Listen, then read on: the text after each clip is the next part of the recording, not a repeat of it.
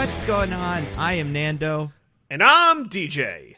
And I'm Diggins. And this is Mostly Nitpicking, a podcast where every week we pick apart a piece of pop culture by looking exclusively at the details. Woo! Woo! Yay! Hooray! We're back, baby! We're back. On this the most auspicious of Spider-Man Eves, we are going to talk about a movie that is like Spider-Man, maybe shares a character or two with Spider-Man, and is also a lot like The Matrix, in that it, tried to be The Matrix for a while. And so that's why we're doing it, because that's why. Because we couldn't figure out what to do for the Gap Week, and we're like, well, yeah, you want to peek a little bit behind the scenes, do a sure. little, yeah, go for it. So we were texting back and forth, and we were trying to figure out what to do, and we're like, oh, maybe we just do something derivative of Spider-Man since that's what's coming up. And one thing that I feel free we should mention is that so we here at Mostly Nitpicking completely lost track of the fact that we had a NFL Survivor pool still going on. Now, yeah, we really did. In my meager defense, ESPN had like a horrible system set up where like you as the owner could not see the results week to week to week to week. So the guy who won had to like send us a screenshot and being like, I won. And it's like, okay, cool. I'm glad you were able to verify this because there was literally no way for me to individually verify this. So Nando reached out or replied back and asked what movie they would like. Do we all want to reveal what this person, I guess, who they are and what they would like to do? Yeah, I'm trying to find the tweet from this person in my thing. Like in my DMs, but so it's a drum roll. Yeah. The movie that we will be doing at some point is the Emoji Movie. Yeah. Thus proving that, in fact, not one of our fans, but one of our many enemies entered this tournament and has won. Or a friend and a fan of like one of the many brand deals within Emoji Movie that's just like, I have to use my winnings to try to promote Candy Crush or Dance Dance Revolution or whatever. DJ, why did you let a Dropbox representative enter the tournament? I told you I had no control. Got out of my hands. I can't wait. And by I can't wait, I mean, it'll be fun. But so one of the things we had thought that would have been funny was if we had done the Emoji Movie before a certain other movie that we may have been we have promised to do at some point. Perhaps some kind of espionage children, multiple dimensions sort of movie. Yeah. But alas, we are not doing that this week, so we got two in the chamber, which we will get to eventually. I'm sure we will do at least. I think January will give us more opportunities after Kingsman, which will be the week after Matrix, most likely. Then I think we have a little bit. We have at least a week before Morbius, and we can get some of these guys in then. Yeah, I mean we. I'm sure before March rolls around and we have our annual March Madness tournament for another movie to be selected. So, that's right. That'll be fun when that happens. So anyway, but we picked Daredevil because, I don't know. I thought it'd be fun to do Daredevil. I had not seen this movie in some time and I was like, yeah, it'll be fun. Also, this is totally self-absorbed, but already here. There had been certain rumors about a certain Disney Plus show on right now that a certain Daredevil franchise character would be appearing in said show. We're not going to talk about if that did or did not happen, but I had taken it upon myself to start rewatching season 3 of Daredevil because I loved it so much and it's one of my favorite seasons of television ever. So I was in a real Daredevil spirit. So that's why I was like, oh, we should do Daredevil this week. Real Daredevil state of mind. And look at how far we've come. Look at how far we've come indeed. Yeah, and we learned this week that Diggins has not seen this Daredevil movie. Yeah. So that's even more. True. If I'd known that, it would have been a no-brainer like we're doing Daredevil. But yeah, I have never seen this movie until today when I watched it for this podcast. How did you elude it? I felt like it was one of those things where I saw it in theaters when I was 13 or whatever because my dad was like, we gotta go. And I'm like, okay. But then I've rewatched it since for, I don't know, because it's funny. But I was kind of surprised that this artifact of cinema just never came across your viewing pleasure. Well, I guess, back then I wasn't like, I was 12 at the time this came out, and I wasn't super into comics. I'd seen like Spider-Man because I thought Spider-Man was cool, but Daredevil was not really a character that I had much awareness of. And by the time I did, and it would have been something I would have been interested in, it was well known that this movie was a complete garbage fire. So I never went back to it because I was like, well, if that movie's so bad, why would I ever watch it? Yeah, it's a fair point. Oh my God, what a monster. We're going to talk about it. We're going to talk about Daredevil. What's up? I'm sorry, Nando. I was just going to say, did you two fellas notice that on the opening sequencing with all the credits, there was a co-producer by the name of Kevin Feige? I did notice that, actually, yes. So it turns out he does know how to fail. He knows how to succeed. And look at what he's brought. He figured he's got all that good stuff in there. All the parts of Daredevil that are great are all in the Marvel Cinematic Universe.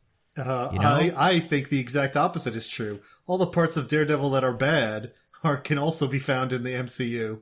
No. We'll talk about it. Real quick, though, I do want to talk about a couple things that people have talked to us about or like messaged us about. First, real quick, this is the week of the 15th, so I'm recording this of December. 2 trailers came out since we last did a pod. Yes. First one, Sonic 2 Hedgehog. Woo! Sexy Knuckles is back, baby. What do we think of this? I'd love to go first, so I'm going to go first.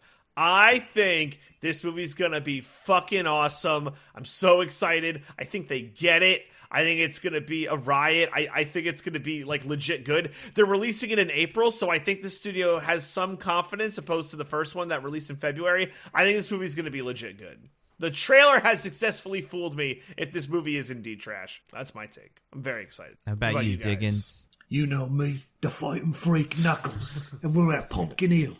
You ready? I ain't gonna let it get to me. I'm just gonna creep down in Pumpkin Hill. I got to find my lost piece. Etc., etc. That's how I feel. Etc. I like that Knuckles appears to be a villain in this. Like, we had talked about that.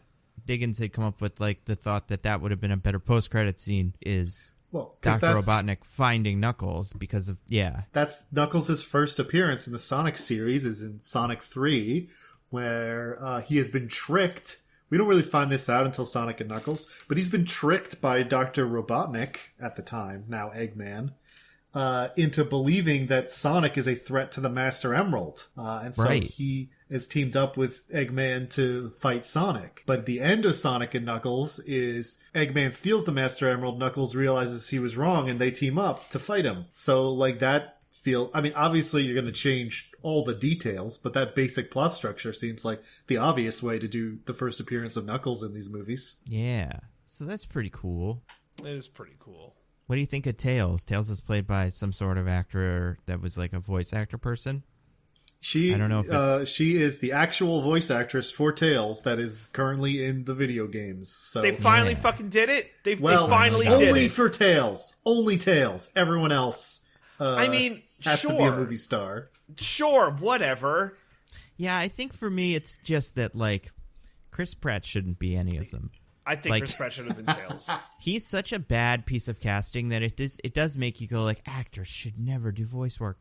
But, like, guys like Ben Schwartz, he's very good. He's not, maybe better at it than the real Sonic guy, but, like, he's doing a good job. But he had also done a handful of animated voice work prior to this. So at least he has, I don't know, a bit of experience in that arena.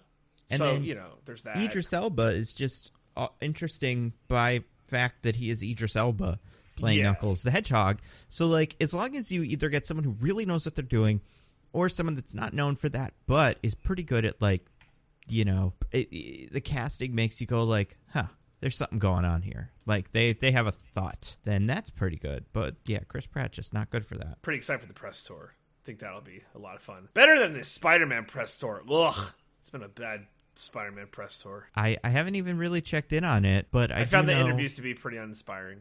They interviewed, like, the old actors, like, for, like, Green Goblin and stuff. Yeah. And they asked them, like, is it fun to be back and stuff? And they were like It was fun to be back. When I saw my costume from a long time ago, I was like, there he is, baby. Then they handed me a big pile of money and I left. Yeah. Did you see Alfred Molina? They were interviewing the villains, and like Willem Dafoe just finishes giving this long answer of like, it was so great. It was a real challenge to do this character I had played 20 years ago and, put a new spin on it, see where he's been in that time or whatever. I don't know. Some, bullshit answer about why he came back. And then they go, and what about you, Alfred? And he just goes, the money. Yeah. I love it. I'm excited. I mean, I'm excited, in not necessarily, maybe more excited than I was last week. I think I am slightly more excited just because the reviews aren't terrible. That is a good sign. I am equally unexcited. I feel like we'll see this week. I mean, we'll see it this week. So we literally will. We will see if we like it this week when we see it. Is there any Marvel thing that would get you excited, Diggins? I feel like you don't get excited. I said this last week too, but I was excited for WandaVision. I I that had a potential to be really interesting. I think Diggins will be excited for Moon Knight. I am excited for Moon Knight. That's true. Yeah, Ethan Hawke. That'll be interesting. What else is coming up that like... I'm so bad at actually thinking forward. Are you excited for I am Black Panther 2 when one of the characters gets locked in a closet and never returns or something? Can't wait for that. She can't get out of that closet. Oh well, let's do something else. Let's go on an adventure. I'm sure she'll figure a way out by then. We'll see. Well, I gotta wait till we're closer to that one and I see how they're handling some things before I know how to feel about that. I am interested in Sam Raimi's take on a Doctor Strange movie. I do think the original Doctor Strange movie is very bad, but, this isn't the same creative team, and Sam Raimi has proven he could do really good superhero movies, so we'll see. There we go. All right. Yeah. What about some optimism? Speaking of things that are movies, we got another movie this week that had a trailer, and it's the Nicolas Cage one. What do we think of that? Oh my! The unbearable weight of massive talent. Listen. Yeah, what do we think of the trailer? Many people have sent this to me, and I appreciate all of you. I'm not saying this because I'm annoyed. I genuinely love it when people see a Nicolas Cage thing, and the first thing they think is, "I gotta show Diggins." Who was the first How did you find it? Or was it someone showing it to you, or was it on your own? I woke up and I think 2 of my friends had texted it to me pretty much the second it dropped. That makes sense. It does. But I've known about this movie for years now. I've been waiting for it. Well, and what do you think of the trailer? I think the trailer is pretty interesting. Okay. I like the promise of Nicolas Cage and Pedro Pascal just kind of hanging out and doing weird stuff. Okay. I like that Nick Cage is willing to be so kind of make fun of himself like this. Okay. I feel like I'm being interrogated. I don't know. I just curious. There's no part of your brain that this is just a cash grab. But the same thing. It's why are you doing this, Nick Cage? Oh, money. I love me some money. Oh, this is not going to make a lot of money, DJ. I mean, come on. All right, that's fair. I feel like this could make a lot of money for him. I feel like if he has some sort of sweet back-end deal or something, because it's a movie about him being him and stuff, this could get him quite a pretty penny. Well, I've mentioned this before. He doesn't he's kind of past his I have so many debts phase of his career. And he actually is, he doesn't do tons of stuff. He just does things when he's interested in it. Mostly, smaller indie stuff. So I feel like we're at a phase in his career where that worry is behind me. I mean, sure, is he in some jujitsus every now and then? It happens. But even that is it's not a cash grab. That's a small indie movie. He couldn't have gotten that much money from them. I would very much like him to be Superman, and I want that to happen by whatever means necessary. Even if it means him being a knockoff Superman. If we made him in some movie called Ultraman or Superior Man. Wait, well, it's too late because they already brought Superman back. But what if he was the cyborg Superman in the Return of Superman storyline? Even better. That would be perfect. Or he could be Ultraman from the Crime Syndicate that comes from another dimension. Crime Syndicate. I would usually, you figure with that, you kind of want to just use the same actor with the mustache as like whoever the real Superman is. But you could do that. You could just pick other actors who have always been like, this guy should be Batman, and then throw him in as the Owlman and stuff like that. That could be fun. All the alternate casts. It's just something I want. I have no good reason. I just do. Well, you ever just want things, guys? Well, he's wanted that for forever. So. Well, I know, but he's not going to get it. I know. I'm sorry. Hey, he voiced Superman in that Teen Titans Go movie. That he did. Yeah, I could see him playing See, it's weird because DC, Warner Brothers, seem to be very tight on Superman, where it's like, well, actually, I guess that's not true because they have the two. Well, I don't know. We don't know if Henry Cavill's still going, but there's only like two big Superman characters going on right now. Like it's the one from Superman and Lois, and it's Superman. Whereas, like, they'll have so many Batman going on at once, and between shows and cartoons and stuff, that I feel like if they were a little looser with that, and they were like, you know what, throw Superman in that thing, whatever, see how that goes. Put Superman in like a Plastic Man movie and a cameo, because people would enjoy that. And then that was Nicolas Cage. If they let characters do that a little more that weren't part of the main continuity, I think that could be fun. You could maybe get it out of them. Yeah. Speaking of superheroes, won't do anything. Speaking of superheroes, did you guys see this week? Here's my other chit chat. Stan Lee came back from the dead again, like he does every year or two, to sell us an NFT. No. Yeah. I did see it. I saw this because of you, but I did see it. It's bizarre. It's his Twitter account that's like Stan Lee, real Stan Lee or something. And before they would tweet in his voice, and now they have changed to like, being like, Stan liked this, and here's a picture of Spider-Man or whatever. It's not like, this is Stan Lee reporting from heaven. Yeah. Yeah, I found the rope. I'm gonna let you all in here. Everyone, go to this place. That's where I'll drop the rope from heaven. So this is the tweet. It's the real tweet. Just drink my special Kool-Aid before you start climbing the rope, kids. And make sure before that to buy So it's for championing diversity to embracing new tech. Stan was one step ahead of the curve.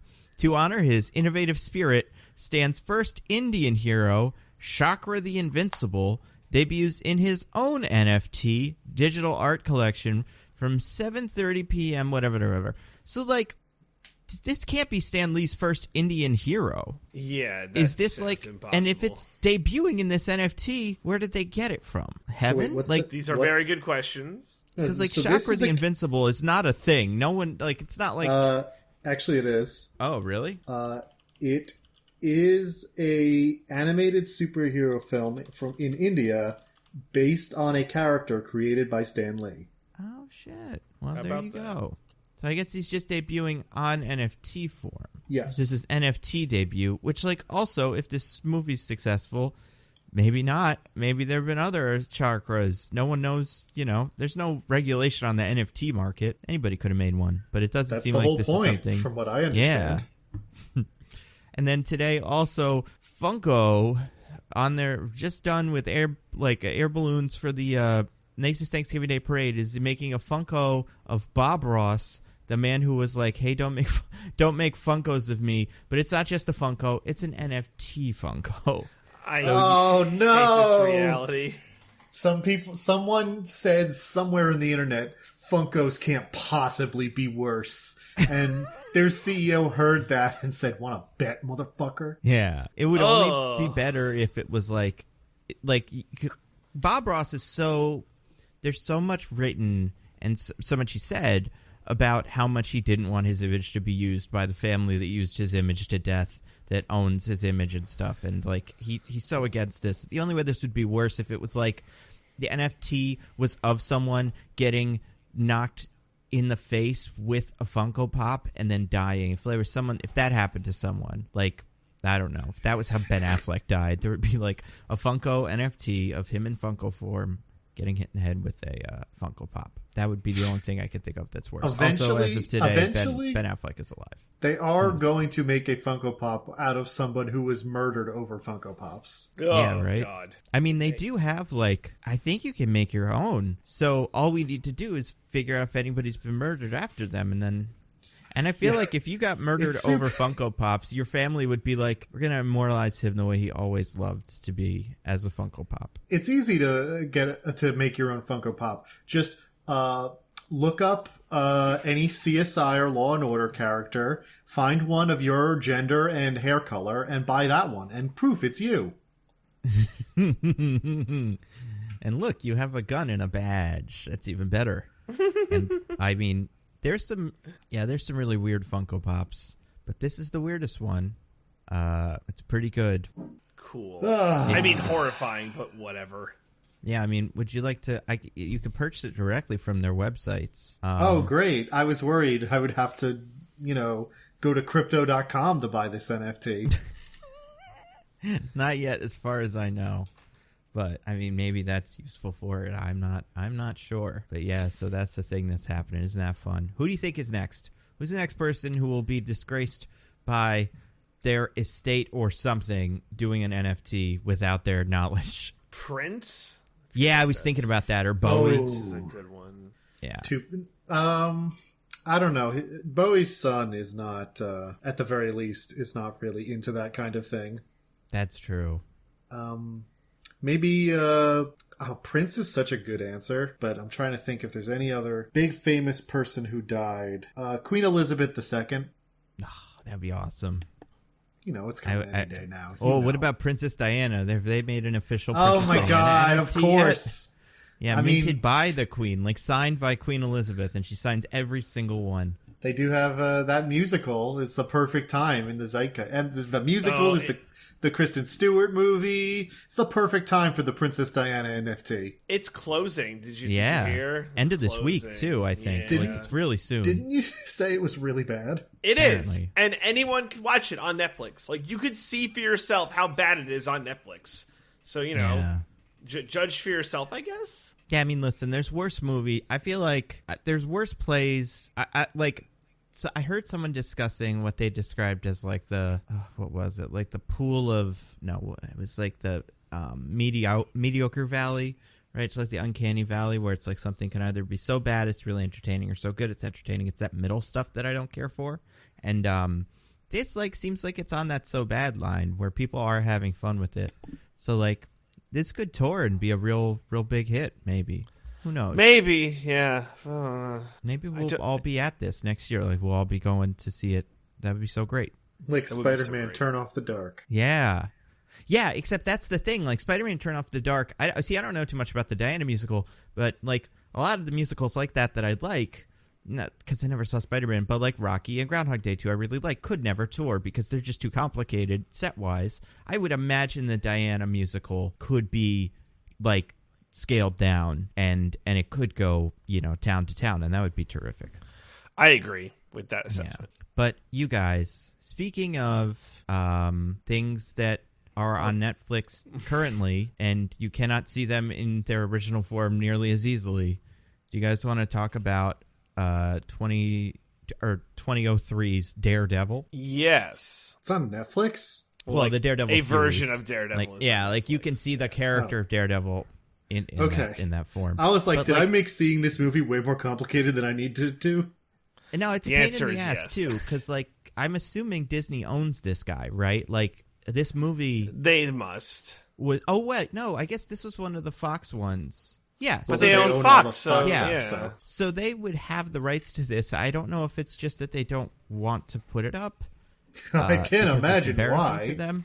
Yeah, but they put up, like, Inhumans and all that shit. Like, why, fair. As well. There'll probably be people that will watch it and just be like, oh, yeah, Daredevil's in this. I saw him maybe in something else recently. That's great. Or like Kingpins and saw him in something else recently. That's great. But, this doesn't... Maybe that's why they don't want it. They don't want brand confusion. They'll put up Inhumans because they're not doing other things with those characters now, so who cares? But... Daredevil, they don't want you watching the old Daredevil and being like, when's Michael Clark Duncan showing up in the MCU? Because I got some bad news for those people. I got two bad news for them. One is also is maybe a little worse, but yeah, it's tough.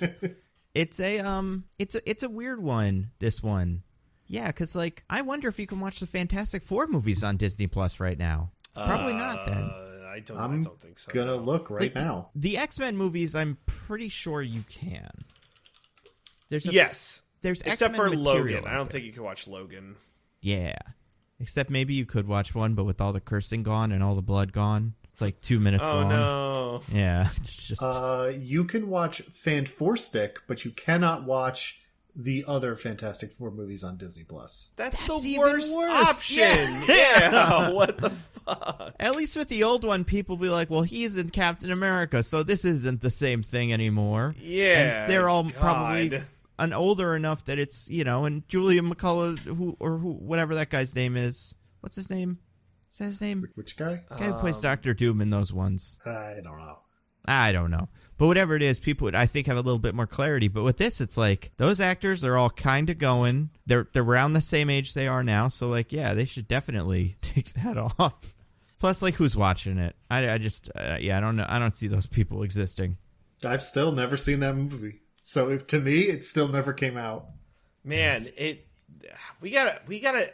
Oh man, have we done that one? I think we have. Yeah, we Early did. You have. Damn. You did. Redo it. I don't know. Yeah, we'll delete it off the thing. Speaking of archives, someone brought up, oh, you know what? This is another like news thing that we don't have to really talk about. But did you guys see that David Cage is making a Star Wars game? Oh, Yeah. Yeah. I Terrible. love, I think I retweeted this, so you might have seen it on my timeline if you follow me. The compilation of streamers being like, oh, new Star Wars game. Well, I don't know what to think because that was all just cinematics, and then Quantic Dream comes up and they're like, oh Yeah. no. For listeners that aren't aware, Quantic Dream is the studio that is famous for making Heavy Rain, Detroit Become Human, and Beyond Two Souls. Beyond Two Souls. Yeah, I knew I skipped one, but they're all like these like very cinematic games that are all about making choices, and mostly that's like, I don't even know, like window dressing for what the game actually wants you to do, and they all have really cringy subtext, and I don't think any of them are worse than Heavy Rain. Like, I think that's the worst of the three, although I don't know quite enough about. We like nitpick Heavy Rain. If you go back further in David Cage's work, he has made worse games than Heavy Rain, but Heavy Rain is the worst Quantic Dream game. Yeah, that's fair. Also, a big thing that Nando was alluding to, the cringe. If you are a female character, you are meant to just sit there and be harassed and then just die. Well, or that you could is straight, a lot in life. as part of your plan. That's also an option. I have a quote here from Tumblr user Corsair6 that I think sums up my feelings on the matter quite succinctly. Sure, David Cage might be sexist, and he might be homophobic, and he might write clunky racist narratives, and he might run a toxic workspace, and he might have animated a nude shower scene of an actor without his consent, but he also makes bad games. Yeah. He really is the worst. I feel like he's probably not the worst person in video games now, because so many of them are just monsters. It's all a tied for competitive worst. category. They're tied exactly. for worst. But he is definitely the one who does not. It's like I really am shocked after a game like Heavy Rain that this guy still gets work. Like, why hasn't the internet turned on him for all his various crimes of the games being bad and all the other things? Like, how is he not The the thing- sued? yeah. Oh, he has. He's been getting sued a lot. Him and his company for the very, very bad workspace he runs. The company's based in France, so this is all French news, which is why you might not have heard it. Okay, fair enough. But yeah, I think the reason for that is because Quantic Dream games can be can feel very impressive if you play them once and don't think about the subtext too hard.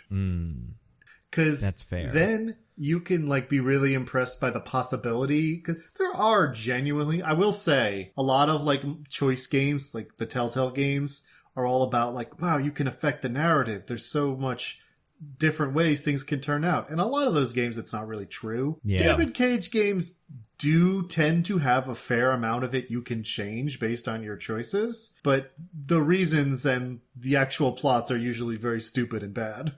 But Yeah. if you just play it once, you don't really know what the change points are and how to come about them. You just see the story that you got. And again, don't think about the subtext too hard. I can see how you can be impressed by them. Makes sense. What do you think this game's going to be about? Twi'lek hookers being Yeah. assaulted by random people until they have to solve a mystery that, when you think about it even a little, doesn't make any sense. I love it. I love it. Give that man $100 million. I mean, yeah, this will be a lot of firsts. First nude scene in a Star Wars thing. First shower scene in a Yeah. Star Wars game. Yeah, First, they'll introduce some insane new mechanic that will break the Star Wars universe.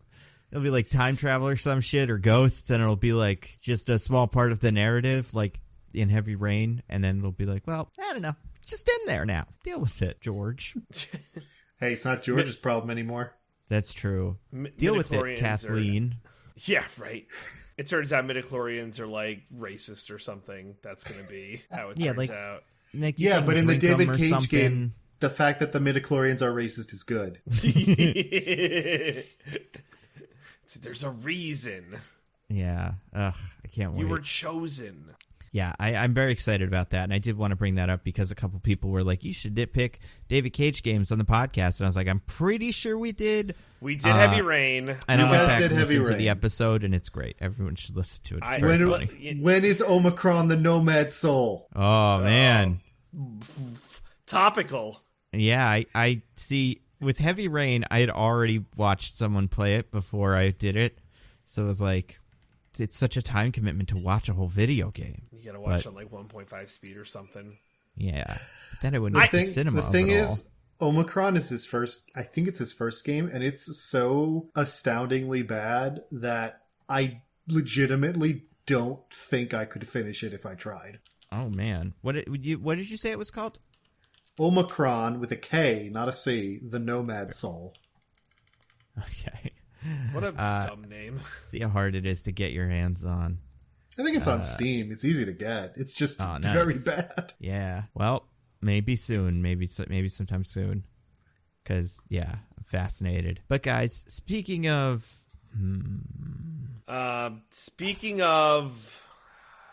God. people with, Speaking like, of paranormal really awkward things. sex scenes. Speaking of foreign stereotypes that are okay if done by the foreigner, I don't know. Speaking of that, Daredevil. We got Daredevil coming, you guys. Daredevil. All right, let's talk about it. Let's talk about Daredevil. Well, We have to first, do our, we have our classic IMDb, B as in spelling bee, so we can summarize this movie for the fine people. I won last week as I believe you'll find on Twitter, Nando, the majority of people agreed. Yeah, there were some fair arbiters on Twitter who felt that Diggins had deserved to win. Tiebreakers and all. So, So, just saying. This week saying. you'll have your revenge, or maybe I Diggins will hope remember who his friends are. Oh man, Diggins, what if we just start? Wait, Nando, Diggins, I have to talk about something totally unrelated. Oh, Can you cool. just, go? Yeah, Oh, be right back. this is fair public knowledge. I'm extremely susceptible to bribes. DJ, what's your offer? I was just gonna say, if we go into an infinite feedback loop of where we just pick each other every week, regardless of the results, and we just kind of ice Nando out of this game forever. What's in it for me? You'll win every other week. I don't hate it. I'll think about Just it, saying. DJ. Just I'll saying. get back All to you right, after you give me your summary. I would have rather back, told you that in guys. private, I'm back. but okay. It was in private. Nando had gone away, remember? Yeah, it was my apologies. So, here we go, you guys. The game that is fair. Yep. And Not rigged at I get all. I get to choose who goes first. You do. That's correct. I'm going to go first. Any hints, Diggins, or anything like that? I guess just remember that the movie itself does not have a plot. Okay. All right, Okay. fair enough. Okay, I'm going to say blind lawyer Matt Murdock takes to the streets of Hell's Kitchen at night as the mysterious Daredevil and crosses paths with foes like Elektra, Bullseye, and Kingpin. Okay. I think that's what I got. Yeah, I'm gonna go with that. DJ. Blind vigilante Matt Murdock must patrol the streets of Hell's Kitchen as the fearless as the man with no fear Daredevil. That's it. I'm actually just gonna go with that. I'm going to just go with that. Neither of you did great. However, Nando said a lot more words than I did. I did use a lot of words. I'm going to give it to DJ because Yes! Nando said a lot more words than you. And Oh my in this gosh. case, that's bad. Yes, Unbelievable. If I didn't know any better, I'd think this was some sort of setup. But you guys are too honorable. You would never do something like that. No, I'm never. So serious. you guys, never, so basically, never. the way I'm picking it here is you both kinda, sorta got the basic structure of it, but DJ stopped after that, and Nando, you kept going. So I'm giving it to DJ for getting the length right. Okay. Nice. Because it's, and Nando, your key problem. Well, I mean, both of your key problems. Way too many details. Way too specific. Wait, really? Even mine? Oh my god. Yeah, no, you got way too specific. A man blinded by toxic waste, which also enhanced his remaining senses, fights crime as an acrobatic martial arts superhero. Jesus Christ. That is... Wow. So I'm saying you guys got way too specific. Yeah. You gave him a name. You said what his stuff was. You just... Nah, as generic as possible. Where it happens. Yeah. Yeah. We said who it happens to. Yeah, that's a great one. I'm glad I could my lose on God. one that was so terrible. Wow. And you lost for like being complete. It's like when if you've ever had to do an essay, it's like 300 to 500 words, and you just write 500 words of garbage. The teacher's like, no, fuck this. I'm not giving it to him just because he did the maximum word count and it was bad. Right. I'm like just an edgy comedian who I'm so right that the system has decided that I am wrong and I must be punished for it. You know? Okay. Yeah, Calm down, super Ricky accurate. Gervais. I was gonna say Jim Brewer, but I'll take them all. There's so many of them. Have you seen Jim Brewer's new routine? No, is it bad? No. It is the worst thing I've ever seen on stage. Absolutely terrible. Isn't he buddies with Joe Rogan now? They're palling around with, the... I mean, just the- maybe, but he did this at like the Freedom Conference PAC or something. Like it was at a political event, and it was I like, as someone who loves politics and loves stand-up comedy, the worst one of either of them I've ever seen. It's just terrible. I'd definitely say look it up. You'll find it. So that was pretty fun.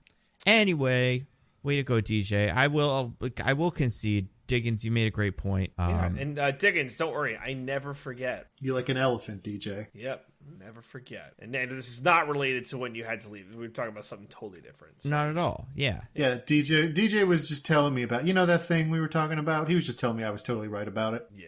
Oh, that's good. That's great that you guys are having such agreement, Yeah, agreement's good. So then I guess, DJ, you get to go first. What did you think of Daredevil No Way Home? 2003. I can't want it. 2003. I can't wait till they crisscross the Daredevil multiverses and Matthew Cox and Ben Affleck get to team up. It'll be so much fun. This movie's bad, obviously, right? This is not fun or interesting to say. I had forgot how edgy this movie was, and I don't mean edgy where it's like so gritty and like, oh, it's not a blood and fighting stuff. It's a movie so edgy. I mean edgy in the way where like a 15-year-old likes to, put on like a lot of dark makeup and wear dark clothes and, listen to Evanescence and just like really just like there is famously some very literal Evanescence in this movie. Yeah, but also like every song is so literal. Like the intro song for Bullseye's character is I'm Irish. I'm from the streets. I'm from Dublin. I like Guinness. I'm from the streets, the island streets. I'm Irish. It's an Irish rap. I'm Irish. And then the Kingpin rap is like, I'm the king with the man and the plan. I own everything. No one mess with me. I will stomp your face with a brick. And it's just every song has to be exactly about what's going on in the scene. And it is crazy this movie came out around the same time as like Spider-Man 2. It is so bad, and it learned no lessons from superhero movies or action movies. It is bad in every way. It does like bad wire fu. Daredevil is able to leap from like rooftops that are 90 feet apart. Like it's the fucking first challenge in the Matrix where Neo has to jump, but he can't do it. Daredevil's clearing buildings like that, no problem. It is silly, it is goofy, it is bad. I found myself laughing most of the time because I'm like, this is hilariously bad. But it's like way too long. They gotta cut down the runtime by like 40 minutes. Man, if this movie was a tight 90, this is my favorite movie of all time. But yeah, those are my thoughts on Daredevil 2003, a hilariously awful movie that, you know, just brought a smile to my face. Wait, DJ, did you watch the director's cut? Serious question, how would I know? How long was the movie you watched?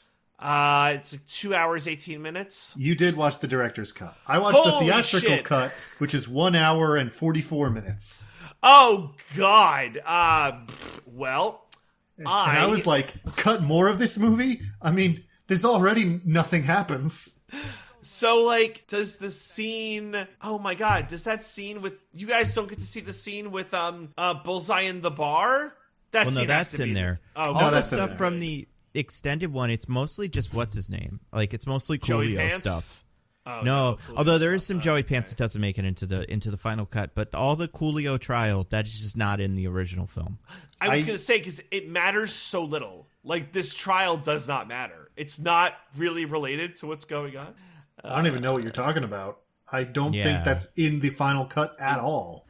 Yeah, like in this movie, it serves to, in the extended director's cut, it serves to implicate a character later who is Wesley. So it like you could kind of be like at the end, this is how they'll take down a character who also hired an assassin to do murders. So like, yeah, I'm sure this other murder probably won't be great for his record, but I feel like when he's going to jail, it'll probably be for the Bullseye thing. So I would say that's his big contribution. I mean, I do like the scene where that character is introduced, but I don't like. Yeah, and I like the idea of it, but it's very cuttable. I think they made the right choice. Oh, well, unfortunately, I watched the director's cut, and they were probably all the worst parts. As long as you guys got the Bullseye bar scene, him killing the woman on the plane, him in the hospital, as long as you got all the Bullseye stuff. I was weirdly transfixed by all of the Bullseye stuff on this watch. I don't know why, but I'm like, this is great. More of this. Well, let's see what Diggins. Yeah. Diggins, do you also think more of this to the whole movie? And we watched it for the think of this one? You watched it for the first time, so I'm very curious. For the first time. And as I said, I'd heard my whole life, or, not my whole life, but my whole life that it had been out, that this movie is terrible. And all the people who told me that were right. This movie is terrible. Oh, my God. I mean, it's not like the worst movie I've ever seen, but it's not good. It's very boring. Nothing happens for pretty much the whole movie. That's true. There's like one conflict in the movie that gets settled immediately. Like they do a whole like build up angsty, music video about how these two characters are like upset. And then the next scene, they fight for 30 seconds and then go, oh, actually, we misunderstood. Everything's fine. And then we just have the big ending fight immediately for no reason. It's so bad. Everything DJ said, weird, edgy nonsense. The acting is mostly not very good. Ben Affleck is doing a terrible job.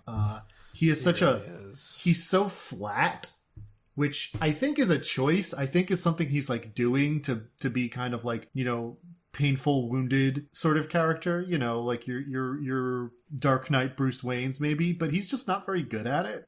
It just comes across like he has no emotions. Ben Affleck in this movie is what people said about Keanu Reeves at this time. Yeah, right? But they were all wrong. But they were wrong about Keanu Reeves. Yeah. They were, yeah. And I would say this movie and The Matrix, the last one, not that dissimilar in terms of I like the last Matrix way more than this. Well, yeah, you like the first Matrix though, and I feel like if the third Matrix was just its own movie, it would be, you know, it would be pretty rough as a like, okay, what are we doing here? What's this guy's deal? Like, why do I care about any of this? Sure. I mean, yes, it's the third movie in a trilogy and builds on the things the other movies did. I don't think that's a fair comparison. Well, I'm just saying, like, if you take away your fondness for the first movie, I feel like the third movie may get a lot less fond. Like, I don't know. I think this movie is just as good as Matrix Revolution. Really? Wait, which one's it called? Revolutions is the third one. A movie that you think is very bad, if I recall. I think it is easily the worst Matrix movie so far. Knock on wood. Yeah, but I think this movie is fine when it's being like a 2000s action movie and amazing at being a 2000s superhero movie. It's got all the right amount of like, because I think, so I haven't looked at like the IMDb for this yet. Who's the director of this? Mark Steven Johnson. But, yeah, like who is that? Right. Let's see. Mark Steven Johnson. Oh, Ghost Rider writer. Okay. Yeah, so he did a movie called Simon Birch, with the name sounds familiar. Daredevil, Ghost Rider, When in Rome, Killing Season, Finding Steve McQueen, Love Guaranteed. So like a lot of, I don't know what those are, but he did that one. He did Daredevil and Ghost Rider. So both movies that are very bad. I mean, I think Ghost Rider. I think Ghost Rider's better than this. No, I think this is better than Ghost Rider. Ooh, really? No, yeah. I think Ghost Rider has, like, I don't know. I think Nick Cage brings a lot to Ghost Rider that Ben Affleck does not bring to this movie. I don't know, maybe like different time in my life. I must have told the story on the pod, but for a first date, and it was definitely a huge mistake, I took a girl to see Ghost Rider. So there was that girl is your wife. No, there was no second date, and I was an idiot. But maybe that's why I'm like, yeah, this movie rocks. It could just be my foolishness. I should say to your action point, Nando, I think the action in this movie sucks. I agree with Diggins so much. I think it's fun. I think it's a lot of flipping around and stuff. Yeah, but it's pretty cool. So it has that thing where it's very choreographed.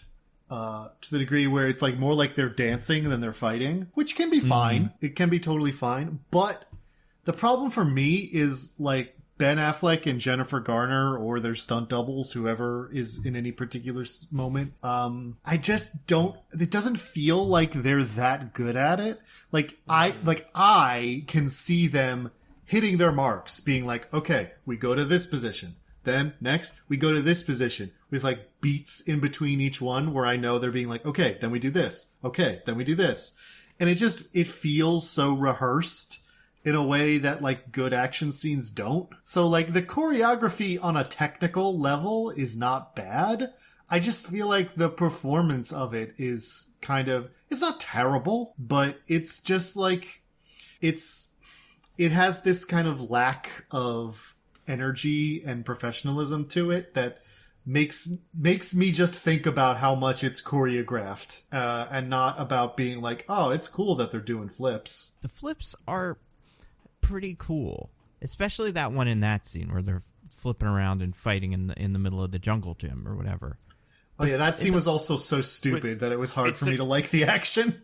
It's a bananas scene. It's a crazy scene. It's amazing. That's what's great about it. Amazing's a word. Yeah, it's this idea that within 3 minutes of meeting someone that you're like, I kind of like this person, you're gonna like fight them and just kind of give away the game that maybe you're not blind. And meanwhile, these kids are like, Matt Murdock in this movie doesn't care even a little bit about hiding his super senses. Not even a little. That's what I'm saying. Like, it's ludicrous though. But okay, put that away. Like, I've never been compelled to be like, I want to fight this person so badly because I like them so much. Oh God, I can't contain myself. Yeah, it's so ludicrous. For me, I'm also watching that and being like, I don't know. I feel like harassing a woman to the point where she tries to beat you up is like, it's not a good guy move. Also, great point. Daredevil, he's not a good guy, you know? He does things outside. He's not the bad guy, Nando. I think it's well established at the end for no reason. He's cool. And he does... he knows how much she's going to love him, so that's why he does it, you know? Yeah, it's cool to like harass a girl if you know in the end they'll be like, yeah, I love this guy. Especially if they know, if you know they're a karate master, but they don't know you're a karate master yet, you have to start a fight to show them, you know? That's definitely, that's what we got, you know? How else will they know? Yeah. To return to a point I said at the start of this podcast, I also think this movie contains the seeds of much of what annoys me about modern MCU. Oh, what is that? Which is to say that insofar as it has a plot at all, the plot does that thing that so many MCU movies do that I really don't like, where it's like, we say our character has a problem that he needs to get over, but then when it comes time to demonstrate that problem, it's something that's like 100% not his fault and he doesn't actually have to feel bad about, so you don't have to think about maybe he's a bad guy. And then also, he overcomes it by doing nothing except what he always does, except now we get to feel good about it for no reason.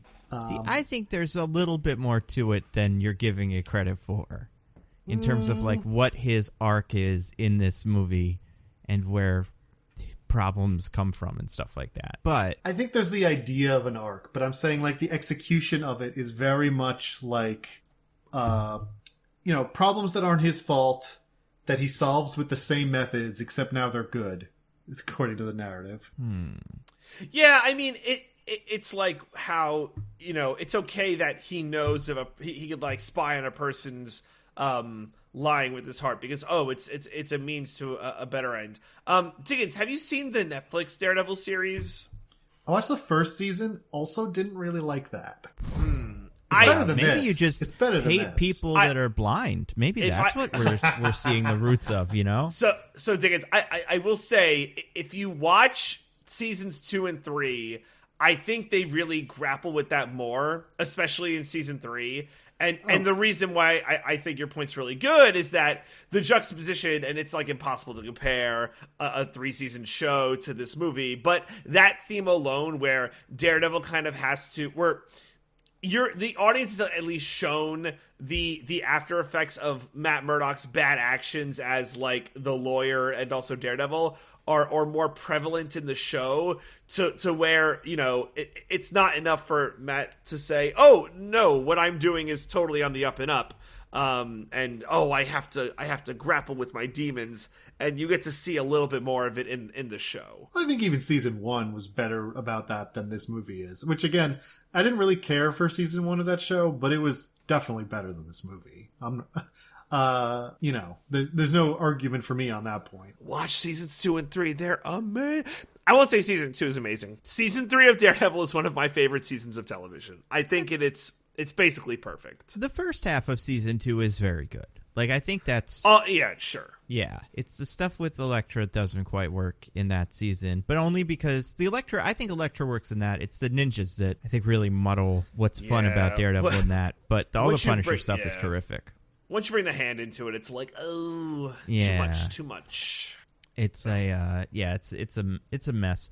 But, and it's a shame because, otherwise it is, in my opinion, like 2.5 out of 3 seasons of television that are really, really, really good. And then one that I think a lot of people watch season 2 and we're like, this isn't gonna, like, this is like all those other shows like Flash and stuff where it's like, it's not any good anymore. I don't need to watch it, and this is how it, kind of goes on this downward spiral, but it in fact is better as it goes. So everyone should watch season 3. If you haven't watched it, it's I said, perfect. Season 3 is great, especially now if that is important for some reason. Who knows? Maybe it is. I gave Michelle an incredible amount of homework. I'm like, you have to watch 3 seasons of television, maybe perhaps for some reason that might be unrelated to whatever we're talking about. Yeah. But Yep. but this movie's cool. It's good. It's great at being a fun 2000s movie. It's got a lot of style. It's got a lot of it's not good style in terms of being cool now, but I feel like watching it, it's a just perfect little time capsule of this is what people thought was cool in the 2000s. This is what people thought music would be like cool music was. And some real 2000s actors. It was stacked cast, honestly. A fantastic. Well, I would say a really good cast of supporting characters. Yeah, it is depressing how much they didn't use Michael Clarke Duncan as Kingpin because he's perfect. I know. Oh, he really is. Yeah, it's interesting. It's a good take on Kingpin, I thought. I mean, I feel like the take on Kingpin is interesting because in universe with this guy, I have this problem with the Netflix ones too. I just don't know what he is to people. What do people see him and go he's a mobster, he's the crime kingpin? He's like a billionaire socialite. He's he's the Jeff Bezos. He's the Jeff Bezos. Honestly, yeah. He's a Jeff Bezos because he comes up developer. In the movie, he's or someone, I guess it's probably Fogg, is oh my God, Wilson Fisk, so interesting, so cool. And Matt doesn't seem very curious about him. I love the idea that, he's curious, but that's at that point, he's not back on that train. Matt seems to have some kind of instinct that Wilson Fisk is a bad man, but then later is totally shocked to find out he's the Kingpin. So, I don't know. Wilson Fisk is the Kingpin? No, that's not possible. And I don't know how a Wilson Fisk character type could sneak through. He works his way up through the mafia and no one knows about him. He's a humongous man, and the idea of him being an enforcer in it, I'm people would know that guy. If this Kingpin had ever been stopped by the police, it would have been all over for him. That's a great point. It's a good point. He's I liked him, but again, I liked all of them. I don't love Ben Affleck, although I think he's got the right. See, this is where I think we differ the most. I find his performance fine. I don't find it particularly boring because I think it's just kind of funny to watch the stuff that's dopey, and I like the tone that I don't necessarily think he completely nails, but that I like watching Ben Affleck try to do gravelly Batman narration and stuff. Oh man, right. I wanted to say we all make fun of Christian Bale for how silly his gravelly Batman voice got towards the end of those movies. But I hear 1 second of Ben Affleck in this movie, and I'm like, man, going too hard on it is nowhere near as embarrassing as not going hard enough. Yeah, it's true. Yeah, it's mostly just he yells instead of talks at a normal volume, and that's his Daredevil voice. But it's mostly just because he shouts at everybody in Daredevil situations, but not because that would be advantageous to him because of sound, just because everyone's shooting at him all the time, or the train's going, or whatever. But I definitely have some nitpicks in that arena. What else? Don't you worry. Oh yeah, it's good. I like the clothes. Love these costumes. I was gonna say, not a big fan of Jennifer Garner in this either. Not because I don't think she's doing a good job. I don't think she is doing an amazing job, but it's more just because her character and the romance, which is bizarre because they did get married eventually. It just feels so I don't know. According to Ben Affleck, nowadays being married to Jennifer Garner was a prison. Yeah, I mean it seems like it in this. In their charisma in this movie. Also, I just don't think she's good casting for Elektra. I do think Elektra's got to be a little bit more dangerous. And I think it was just kind of her outfits and stuff of jeans and a white cami. It's just it's strange. I don't know what Elektra looked like in the comics in 2000 specifically, but I got to assume there was a little bit more coolness going on. Where did this Elektra learn to do this? Well, it's she says Kate Bishop. She's rich and gets to know it because she's rich. Right. She says so she's her dad makes her train under different senseis every year. So she has no connection to ninjas or anything like that, besides just maybe one of the people that trained her as a ninja. Yeah, it doesn't seem like there's a direct connection. Yeah, I'd have to go back and look at more Elektra stuff and figure it out. But yeah, I feel like I want my Elektra to at least have an accent. That's the kind of Elektra. She's got to show up in Daredevil's life and just turn everything upside down and immediately have this like electric, like she's Elektra. Yeah. Yeah. Like she's great. I like obviously she's, movie star, but also like I don't the idea that she walks into a bar and like the both of those guys just drop everything they're doing to adore her, I feel like I just don't think she's right for this role. It's not like I feel like we're going for like Angelina Jolie here or something like that, Ooh, good call. Yeah, like Tomb Raider I think just had come out, and like I think she's about what I'd expect for an Elektra. Maybe not Ben Affleck's Elektra, but like that version of like that time period's Angelina Jolie, and like this one just don't have it. But everything else I love. I think the effects are bad, but some of them are kind of fun, and I think the movie is like really weirdly stylish in terms of like editing and like some of the stuff. It's funny because some of the stuff that we talked about liking in Matrix 2 we don't like here. Or I'm at least guessing some of like the stylistic things where it's like Mr. Smith is thrown into another bunch of Mr. Smiths and they make bowling ball sound. Bad. Good. In this, like he surfs down a guy on a railing and it makes like an electric guitar sound. Bad. When does but, like, that happen? That's why I feel like these movies share a lot of DNA. Wait, when does that happen? In the bar. When he's... Or no, excuse me. So he surfs down the guy. There's another scene earlier in the training montage when Daredevil realizes that he could slide down beams, I guess, as a child.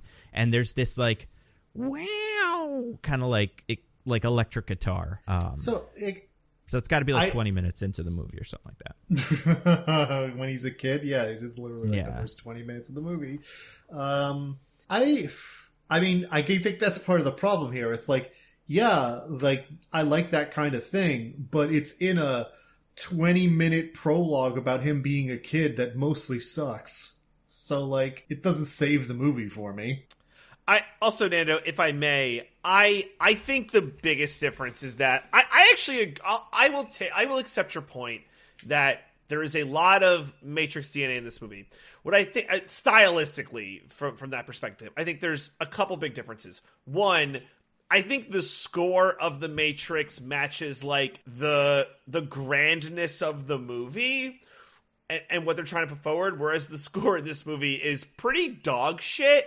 And it almost feels like it's supposed to be a joke. Like every time Bring Me to Life plays in this movie, I burst out laughing because it is that funny. The other thing I think that's very different is in The Matrix, you get a little bowling ball sound effect as a little like, oh, that's like a little funny thing. But you then cut to a scene, or the preceding scene is the Oracle giving Neo the whole spiel about choice and destiny and all that stuff. So you have all of the, kind of like psychology and, like religion and all this stuff playing into it. That is like the vegetables to go with your dessert. And for me, Daredevil has no vegetables. It is high octane garbage, which is fine, but I don't think it does enough things correctly to execute anything good. And it's like pretty hot, like garbage all the way through. Hot garbage that I will laugh at and I find funny, but I would by no means call it good. So that's where I kind of landed.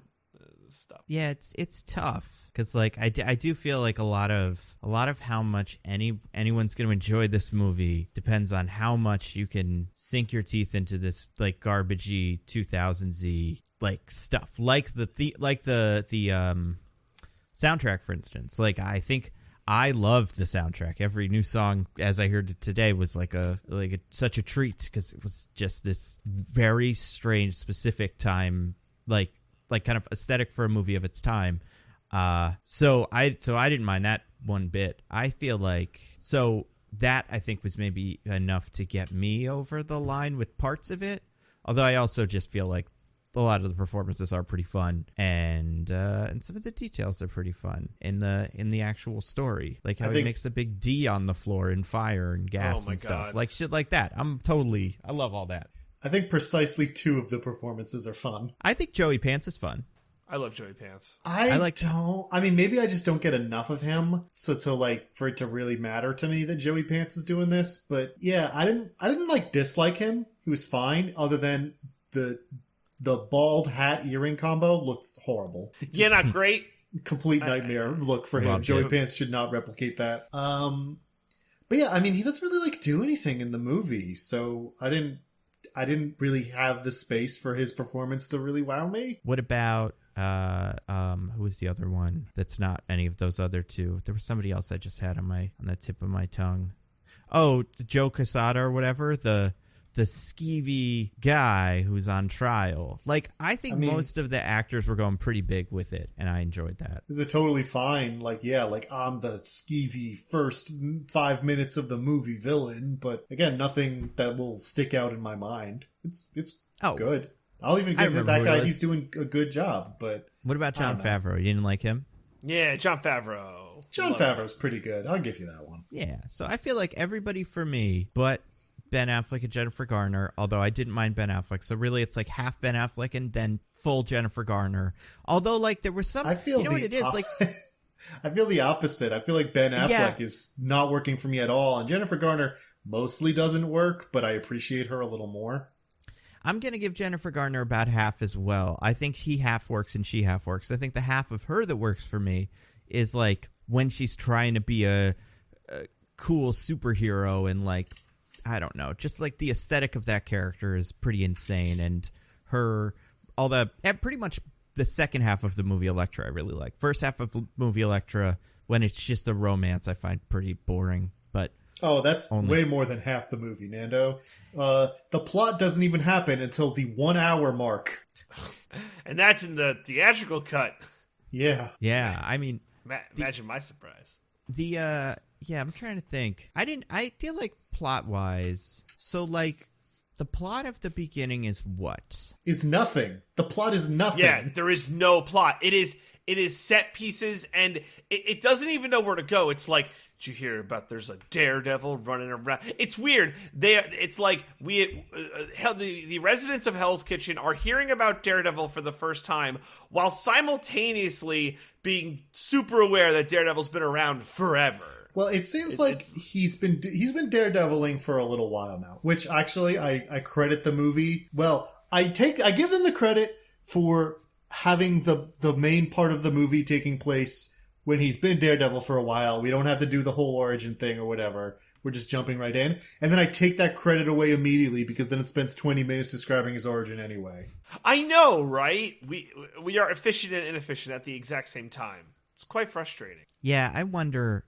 Because, I mean, obviously we have the director's cut. I wonder if there were a lot of notes, especially in the early days, that, you have to explain to the people where this guy got his powers from.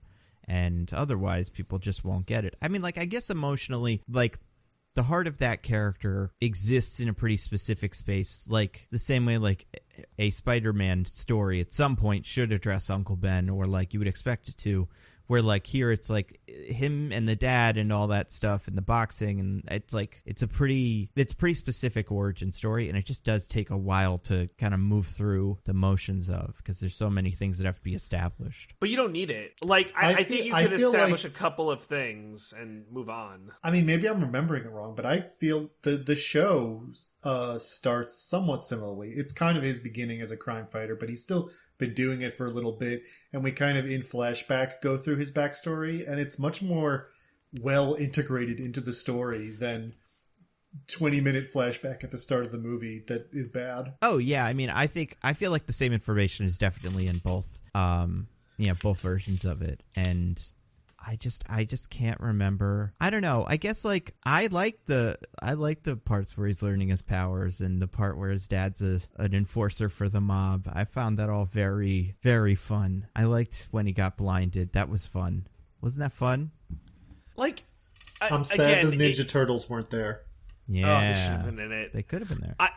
I feel like the movie didn't know where to go because it had to cram everything in without really explaining it. Like, you would know more about the characters by like watching the Netflix Daredevil show, because you'd be like, oh, it's Karen, it's Ben, it's Wesley, blah, blah, blah, blah, blah. Where here it's like you're just kind of like going through, bumping into characters and moving from scene to scene, and oh, it's Elektra. And this movie should not have had Elektra in it. As fine or whatever as Jennifer Garner was, the movie was lessened by just having to add more crap. There wasn't room for all the crap. So much crap. But Nando, you had mentioned the figuring out his powers scene. I have a nitpick for that one. What is it? During his figuring out his powers scene, while we get the bad Batman narration from Ben Affleck about it, he specifically says, I lost my sight, but my other 4 senses were heightened in return. and not once does this man lick a bit of dirt and be like, it's from Chelsea. Yeah. Not once does he use his super taste. You can't promise me super taste and then not use it. He kisses Jennifer Gardner real good. That's if not he taste, ate that DJ. mustard in that coffee, it would have killed him, maybe. It's because he would be overstimulated. Luckily, he saw right through that ruse. What does and does not overstimulate him fluctuates wildly from second to second. Yeah, Yes. his powers are inconsistent and often don't make sense. It is But tough whatever. because, yeah, it's New York is just a very loud city. Like, it doesn't get quiet like a suburb that much, where it's like, if what Daredevil is getting, accosted with at certain points in the day is like subway cars and stuff, and like, but not even subway cars from like next to them, but like you can hear that, you can hear taxis, you can hear people yelling, like that doesn't stop in New York. He should move to like somewhere else where it quiets down. Nando, I think you'll find that studies into animals with this kind of superior hearing that Daredevil has have found that they actually just do become exceptionally good at tuning out external noises. And even though they are capable of hearing them, it simply does not bother them because the mind is just very capable of tuning out things it doesn't care about. Oh. Well, if that's true, does this Daredevil take the subway? Could he do that? I don't know. I mean, he seems bothered by the subway when he's murdering Marvel editor Joe Quesada. Yeah. Every extra in this movie that's not a comic character is a guy who worked for Marvel. It's so funny. Yeah. It's that part is great. The I don't know what this Daredevil could and couldn't do, and because he can see with water really well. Yeah, rain is his superpower because he has mega echolocation, which okay. But like hypothetically, if he sat in a room with her with it, stereo all the way up, he would be able to see her effectively the same way. Yeah, like the sound waves or whatever. He seems as long to as have it's a constant sonar. sound. Yeah. Yeah. Like, if it's not like something that's kind of flashes, if it was just one sound, he could probably figure that out. Yeah, he has echolocation, but if it's too loud, he can't do it. If you bang, a metal rod against a church organ, that's it. Game over. Yeah. He's pretty cool. I like that scene though, all of them, but that one too, when he figured out his powers and he was like, my senses got better and they make me an acrobat. And it's like, how does his sense of touch improving make him real good at like being an acrobat and punching? I just don't understand how that is a thing. I mean, the punching he learned, but the stuff like backflips, I'm like, not even just backflips, but like in the beginning when he's like climbing around and he hasn't done any punching yet, it's like, I guess he's a very light little child, but something about that. I guess that helps. And he even turns into a little light human. That's no true. No body mass on him. He's a skinny boy. Skinny boy. That's Skinny boy. DJ's favorite margarita brand or vodka or whatever. I love it. I love Skinny it. boy. Remember in the beginning when his dad he gets blinded and his dad comes into his room at the hospital? Do you remember what the dad says to him? He's like, I'm sorry. something like that. So like kind of, but not really. He says something else. I'm not gonna work for mobsters anymore, son. Oh yeah. Before that, way before that, he comes in and he says like, and Daredevil, Matt or whatever, has just like kind of gotten the first glimpse of his whatever. And he doesn't really know what's going on at this point. But his dad comes in and he's like, Matt, and then he cuts him off and he's like, I'm blind. And the dad's like, how do you know? Yeah. I got a couple of guesses, some clues. But his answer also sucks. His answer is, I heard you talking about it, not I'm blind. Yeah. See, I think this might be a director's cut thing. Oh. Wait, really? I am going to play my movie again, but yeah, I don't remember that happening. Oh, I'll be so damned. Good. That's so important, or it's whatever. So funny. It was my favorite. It was my first note.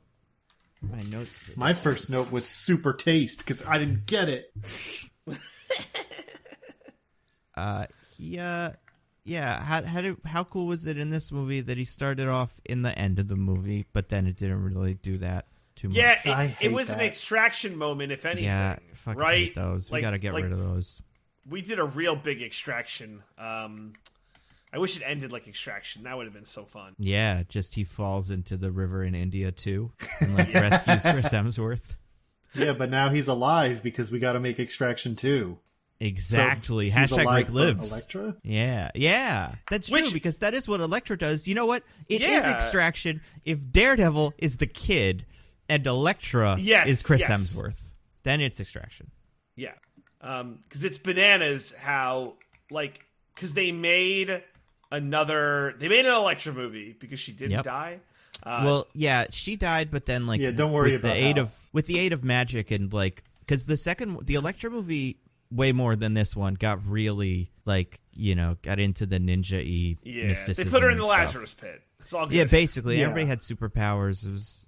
It's not good. Can I just say, I was movie, actually... Diggins? No, I've never seen the Elektra. Why would I watch the Elektra movie and not the Daredevil movie? I won't question your methods. Diggins has said to us multiple times, and I cannot stress this enough, I will not watch a superhero movie led by a woman. He says it every week before we start recording, and I say, can we please do Wonder Woman this week again? I want to praise it because it's so cool. And Diggins says, I feel like I keep having to tell you this.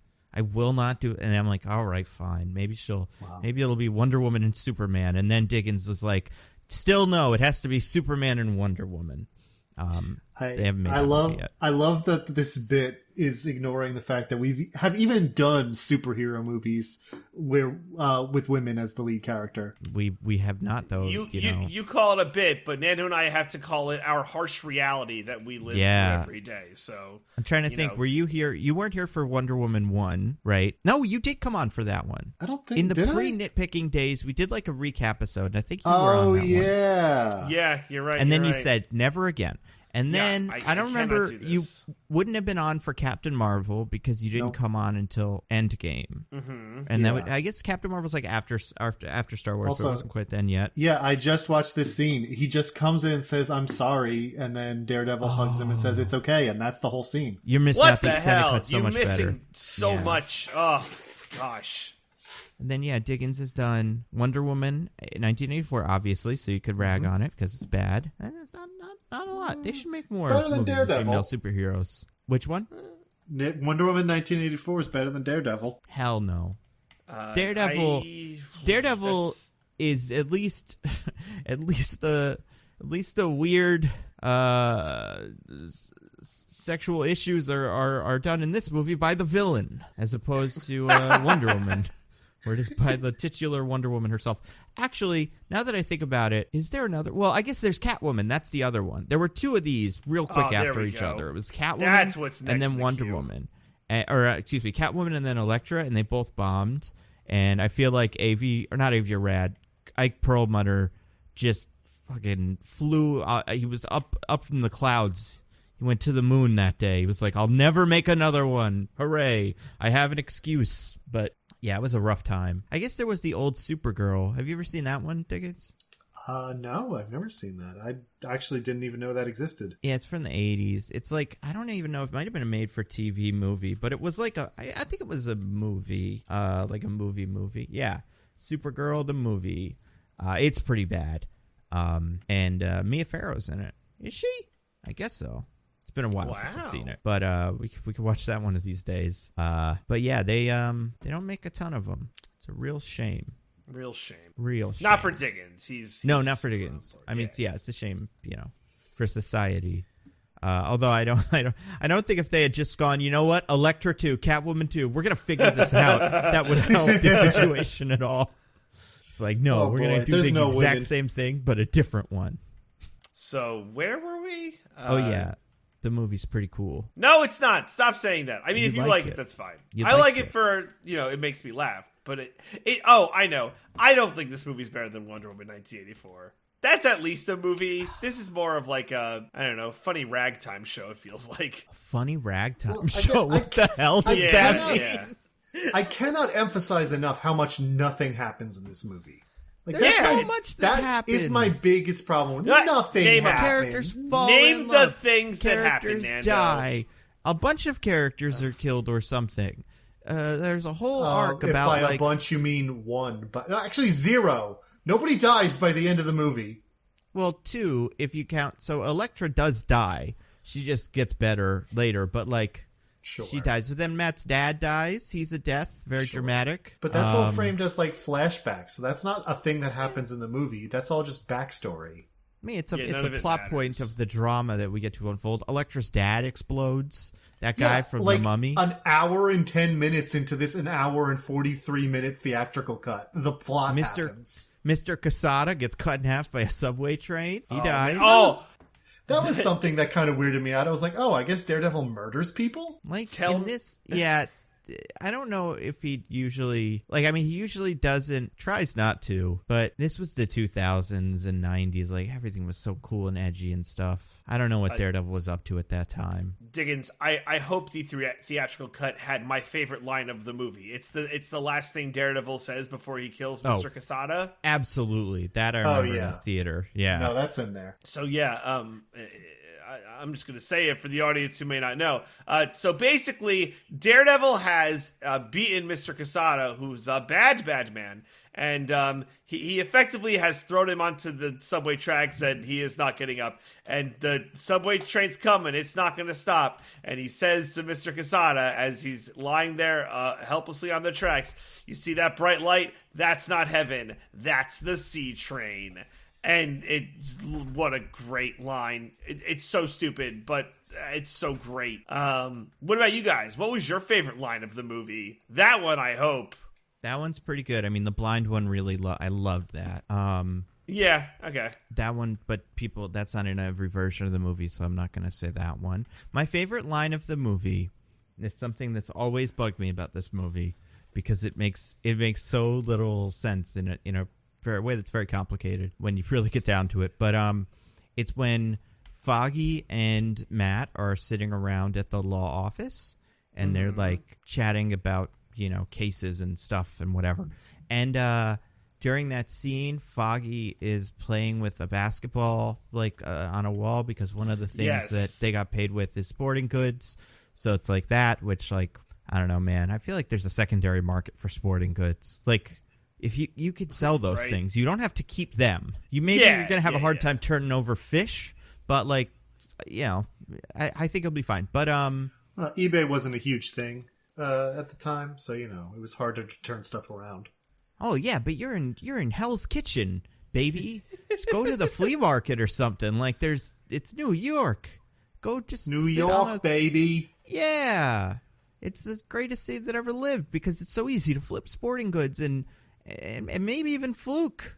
I don't know. But the thing that I think is so funny is Foggy is trying to make shots and also at the same time convince Daredevil of something. I can't remember what. Probably just to take cases from rich people that are guilty, because Matt doesn't do that. But so Foggy is taking shots.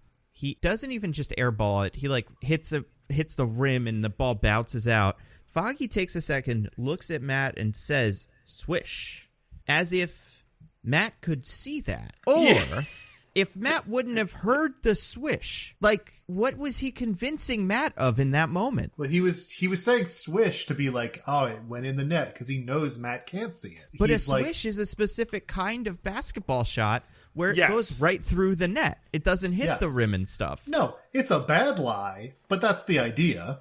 It's an insane lie. Especially because, again, Matt Murdock does absolutely nothing to hide his super senses from anybody at any point in this movie. So, and Foggy's like his best friend. So Foggy must know that he can just like tell what happens by listening to it. But he doesn't. He's so oblivious to it. He tricks him with. He thinks he's tricking him with the mustard. He thinks that he thinks that Matt is just intuitive with like the truth and stuff like that. I don't think he's keyed into like Matt's super sense at all. But he has to know that Matt lives in the middle of like a salt tank on the roof of a building, right? Yeah. Does he not know where Matt lives at all? I don't think so. It seems like Matt's very secretive. Yeah, I mean, oh my God. I'm sorry. Go ahead, Diggins, and then I'll say my. No, you can go. All right, well, just so like Diggins, so you watched the theatrical cut, so I guess you didn't get the scene where Daredevil's girlfriend breaks up with him via phone message. Nope, that's in there. That's in the theatrical cut. It's in the what? How is that in there? Heather, he's folding his money out of his individually wrapped money. I mean, maybe that's a blind thing I'm not aware I think of. that's got to be a blind thing, right? So you know what the bills are? So he knows what is. Yeah, like this is a 10, this is a 5. One is sideways, a 5 is He folds them halfways. different ways. Yeah. That's what I assume. So maybe he's just maybe really OCD about money also, you know? I guess maybe other blind people put him in like envelopes, but he's like, no, they have to be separated from all of the air of the world. But I guess what Heather I found weird about that is that he is pulling a single bill out of these like cases. And it's the only thing in there. He just has these individually wrapped bills. Well, I feel like there's a couple of bills per case. Yeah, I think so. I think it's just the one. No, he definitely they show takes one other out, but he rifles I'm through. about to see it. I have the movie on silent. All right. Okay. At the same time, I do want to say Heather's line read in there, the girlfriend, is terrible. Absolutely, one of the worst things I've ever heard. Like as a line read in a movie, and this is this movie where like Ben Affleck's doing a lot of them. And still, this one like extra stands out as the worst one in the whole pit. Like, it's insane. Terrible. Gosh. I do want to run back one thing that I thought was great. Remember the bit where Kingpin killed Daredevil's dad? Yeah. Mm-hmm. Remember how we, as the audience, were first introduced to the idea of Kingpin? The rose? No, but way before that. And not way before that, but like before that in that scene. I don't. Oh. Yeah.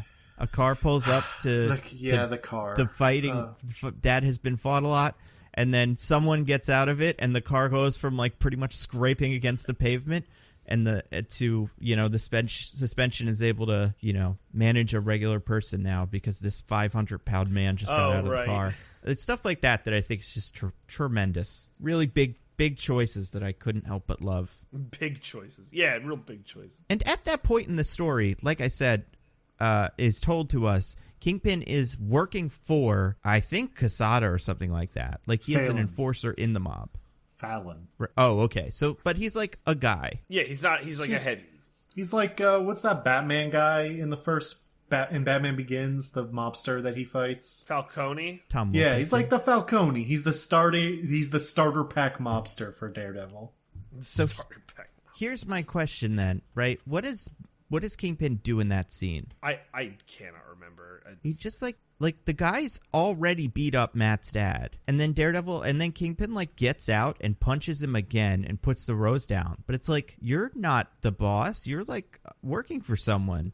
Is that your contribution? Big punch? Like, that's a big punch. Doesn't seem worth it. And also, you're leaving roses everywhere. Like, it's his calling card. You need a calling card. You do need a calling card. Very important. What I love about that is, so in the bad Batman narration, he's saying like, nobody cared about some washed up prize fighter getting killed, and it's like, but he's not a washed-up prize fighter anymore. He's been having matches, and now he's like headlining at this big theater, a big boxing match that lots of people are watching. I feel like guy, prize fighter on the way to making a big comeback, impressing everybody, dies suddenly, seemingly by murder. I feel like that would be at least a medium-sized news story. Also, yeah. like, they said he's like 42. That's like a pretty like sizable comeback. Like, you're not doing that at that age. Like, 42-year-old boxer found like murdered. Like, yeah, that'd be pretty. Yeah, pretty honestly, newsworthy. I don't know why Fallon even bothered to tell him, like, by the way, I've been fixing all your matches, so take a dive on this one. Right? I feel like just fixing a few of his matches so he gets a shot like this, and then just letting this one be a real fight should make him lose because he's 42 and he can't box a young man anymore. It's the love of a son, though. A blind son. Yeah. So it's different for him, though. How did his blind son know he went down? How did his blind son know? Okay, so Daredevil, little baby Daredevil, is in that alleyway, you know? Like, he's running to his dad because he can hear the stuff that's happening in his, radar sense. Mm-hmm. Does he not tell anybody what happened? Like... Well, how would he, like, tell, like, oh, yeah, my dad was killed by the Kingpin, or by, whatever, Wilson Fisk. A humongous man. There's a 500-pound man running around in the mob somewhere who's doing the kills. I know you guys don't know what he looks like, and he's been this guy that's been, like, putting red roses places. That's, like, his calling card. I can give you a pretty good description of him. Like, I'm probably going to get a couple things wrong, but, like, we've narrowed it down to probably, like, 3 people in the entire city. So, he witnessed it. He witnessed the murder. I don't know, Nando. There are 500-pound people running everywhere around Manhattan. This is a big city, 8 million people at a time. There's nothing you can do. That's true. It's, just give up now, kid. He's not good at this. I do feel like once you see Kingpin in real life, you have to be like, oh, this is that guy. Like, Yeah. When he meets him again, Kingpin, right, yeah. Oh, yeah, you killed my dad. This is, oh my God, it's this big guy from before. That makes total sense now. But yeah, he doesn't. Kingpin's just able to slip in and out like a ninja. No one cares about Kingpin. What other notes do I have here? Oh, I do want to say this. This is another thing that happens before that fight in the bar. He like puts on his costume all cool and flips it around and stuff. And there's because part of it is like kind of showing us, the audience, what all his how the sticks work, and they could be a grappling hook and they could be whips and whatever. There's one point where he is just like playing with them a little bit, and it looks like Mac from Always Sunny practicing karate. Like it's like it's just really great. But yeah, imagine Charlie Day's Daredevil. That would have been so fun. And Foggy, listen, it's fine. We'll be able to pay. We got fish. We got basketball nets. It's gonna be fine. Foggy, it's gonna be fine. It's gonna be fine. What do you guys think of that? I'm trying to think of more characters, but I can't think. I guess in this version, D would be Elektra, and then I want to say, is Dennis Bullseye, or is Dennis Kingpin and Frank is Bullseye? Or, like, is Frank a better Kingpin or Bullseye? Which one's funnier? That's tough. Yeah. Yeah. I'm, like, trying to figure out. I think the idea of him as Bullseye to me is funnier. Yeah, I agree. Yeah. Dennis could be like Wesley. I mean, I think Dennis would be a fun Kingpin if, like, he was just pretending to be Michael Clark Duncan. Like, that would be a very fun, without the blackface, but, still going for, like, that vibe, wearing suits just that big. Yeah, he's pretty cool. He's so cool. Mike Clark Duncan, good actor. Rest in peace, man. It's so fucking sad that he died. Yeah. That was a while ago. Yeah, that was a few years back. This is a bummer. But, what else is funny and stupid and ridiculous about this movie? The bar where the guys rev up their motorcycles in the bar for no reason. What the fuck is that? What the hell is that shit? Yeah, I don't know. A woman flashes them, and then they rev up the motorcycles, and then that's just happening inside of the bar. Inside of the bar. I'm like, oh, is there going to be a street race? Diggins, was that in the theatrical cut? There was definitely not a woman flashing them. So you don't see the boobs, but that's she's like... She lifts up her shirt and they cut away. Yeah, so, boobs are implied. Yeah, the boob is implied. Did you not even get the implied boob? I don't believe so, no. Wow, oh my God, that was the theatrical cut.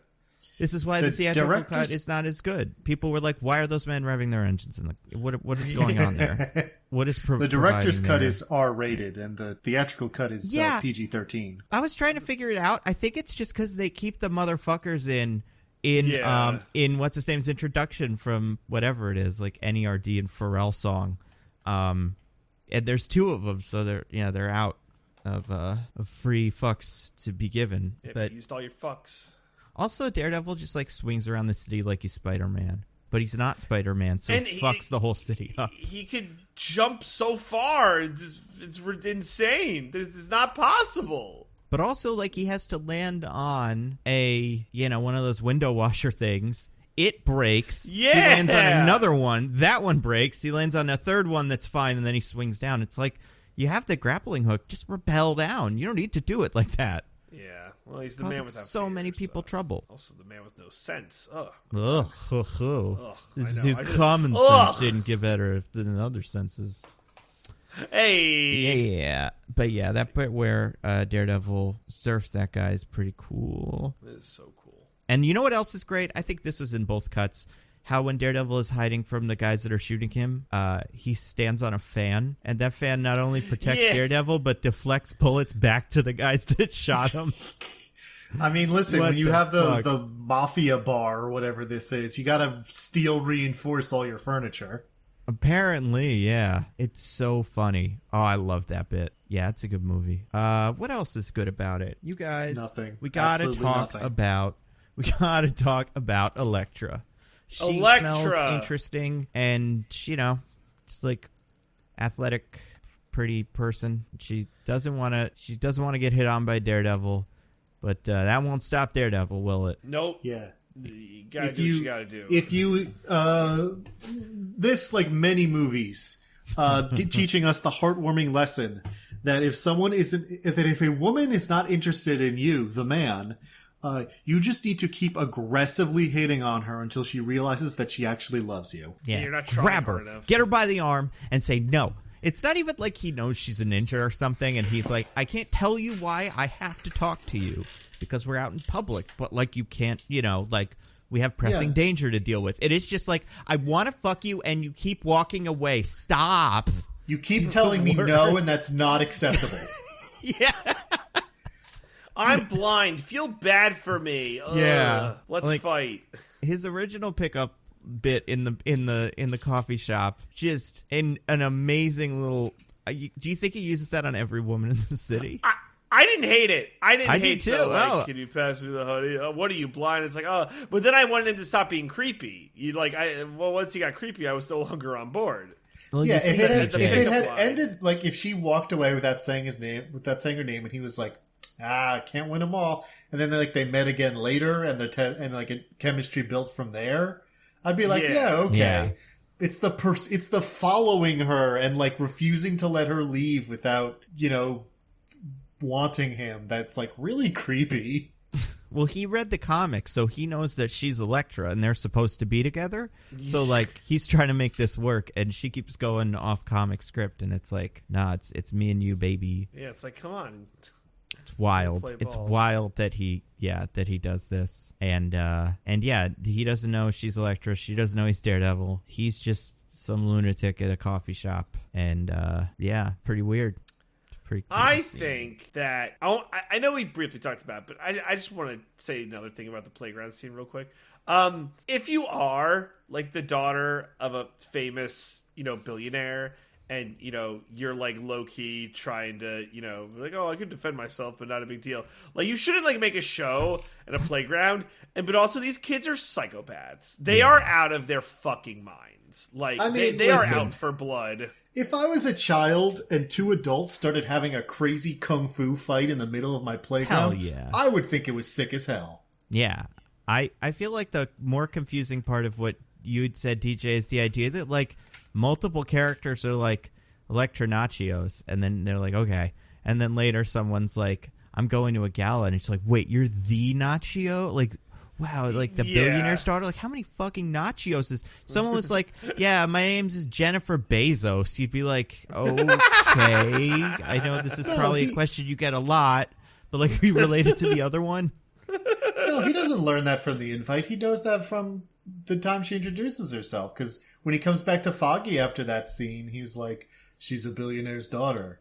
And Foggy goes, as your attorney, I advise you to marry her immediately. So I think in that scene, I think by that point, Foggy already knows her name is Electronachos. I think he's the one that gets clued in when they get the invitation. And No. All he says with the invitation is, you know that the reason you're invited is because her dad owns the building, right? I mean, maybe this is another theatrical cut, the other cut thing, but I feel like there is a line. There's a line where someone, and it's got to be one of them. He says her name sounds like a Mexican appetizer. That's the scene where he first comes back and then says, I advise you to marry her immediately. Yes, that is correct. Because incredibly... advise you to marry her immediately in a hallway later? Yeah, no, that's that scene in that hallway. That is the first time he sees him after having his kung fu fight with Elektra. Nando is perplexed. I don't believe you, but I will move on. I'm trying to find it here, but I realize I don't actually have this one on my computer. Unless it's some director's cut stuff, that's the next time he sees Foggy. It's that hallway scene. Let's see. Give me a whole 10 minutes real quick. All right. So, what else? Isn't it weird that Elektra is in this movie? You know what? I think it's weirder that Kingpin is the main villain of this movie. But then who would your main villain be? Just Bullseye? No. But that's the thing. Bullseye is the main villain of this movie as it's structured. But then he goes and has a fight with Kingpin too that takes a minute and ends... I don't know. It sounds like maybe in the director's cut there's more reason for it. In the theatrical cut, it's literally like he beats up Kingpin and then says, also the police have evidence and are coming to arrest you, which comes out of nowhere. There's absolutely nothing in the rest of the movie that implies that that's happening. Hold on. I'm pretty sure... Oh, go on. I was going to say, Diggins, is there the scene where the cop goes to confront Wesley in the bar and Wesley's like, I want my lawyer present, and he's like, well, I'm just going to talk to you, and he like lays down the reasons for why Wilson Fisk is going to go to jail? Nope. I do think in the original cut, there is the bit in the bar, in the biker bar, where the guy's like, the Kingpin got me out of jail, hooray. And it's like, Matt's like, this Kingpin guy, gotta get him. Yeah, no. He wants to get the Kingpin. My point is, he never gets any evidence. But then at the end, the cops just have evidence for no reason. I mean, even if it's not the evidence from the extended cut, I do just assume, like, Bullseye is the evidence or something. Like, the whole story around him, they'd figure it out. Doesn't Joey Pants find the actual murder weapon and links it back to the guy who actually did the murder? Which murder weapon? The baton or the gun? If he links the baton to Bullseye in the director's cut, maybe. He does not do that in the theatrical cut.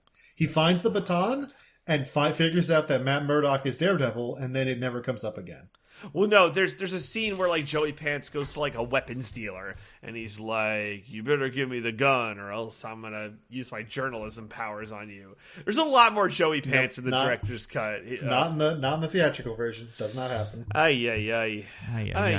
But anyway, my point is the Kingpin doesn't do anything in this movie. He's in like 2 scenes. And then he has a big fight at the end and gets arrested. But, like, the movie is structured as such where it feels like they were trying to save Kingpin for the sequel. Where Kingpin is kind of, like, behind what's happening, but the main villain is Bullseye. And we end with the fight with Bullseye and being like, we gotta get the guy that's behind this, though, and that's the sequel. But instead, in the last 5 minutes of the movie, he also fights Kingpin, and then Kingpin gets arrested. That is how that goes down. Minus like all the, like I said, all the Joey Pants. I mean, it doesn't matter. Like it's so stupid, the Daredevil Kingpin stuff. And I get your point. Like, it doesn't make sense that Kingpin is in this movie. My problem with Elektra is that it just pads time.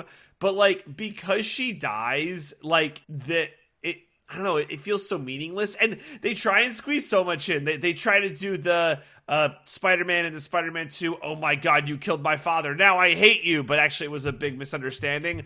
Like, they try to do that, and then that doesn't matter. They do that for 5 minutes. I think, but they try. I know it's like the whole. To do it, yeah. It's like the only plot point in the movie, and I guess this is why I'm like, I don't think you can take Elektra out of this movie because the first hour is nothing but him and Elektra.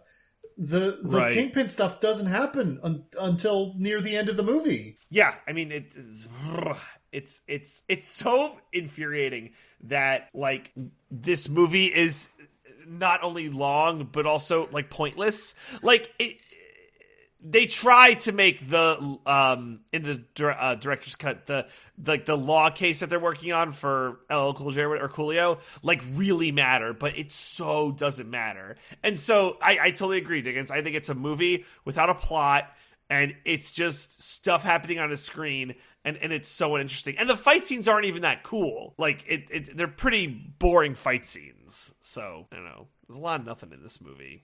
Okay, I found the line I was looking for.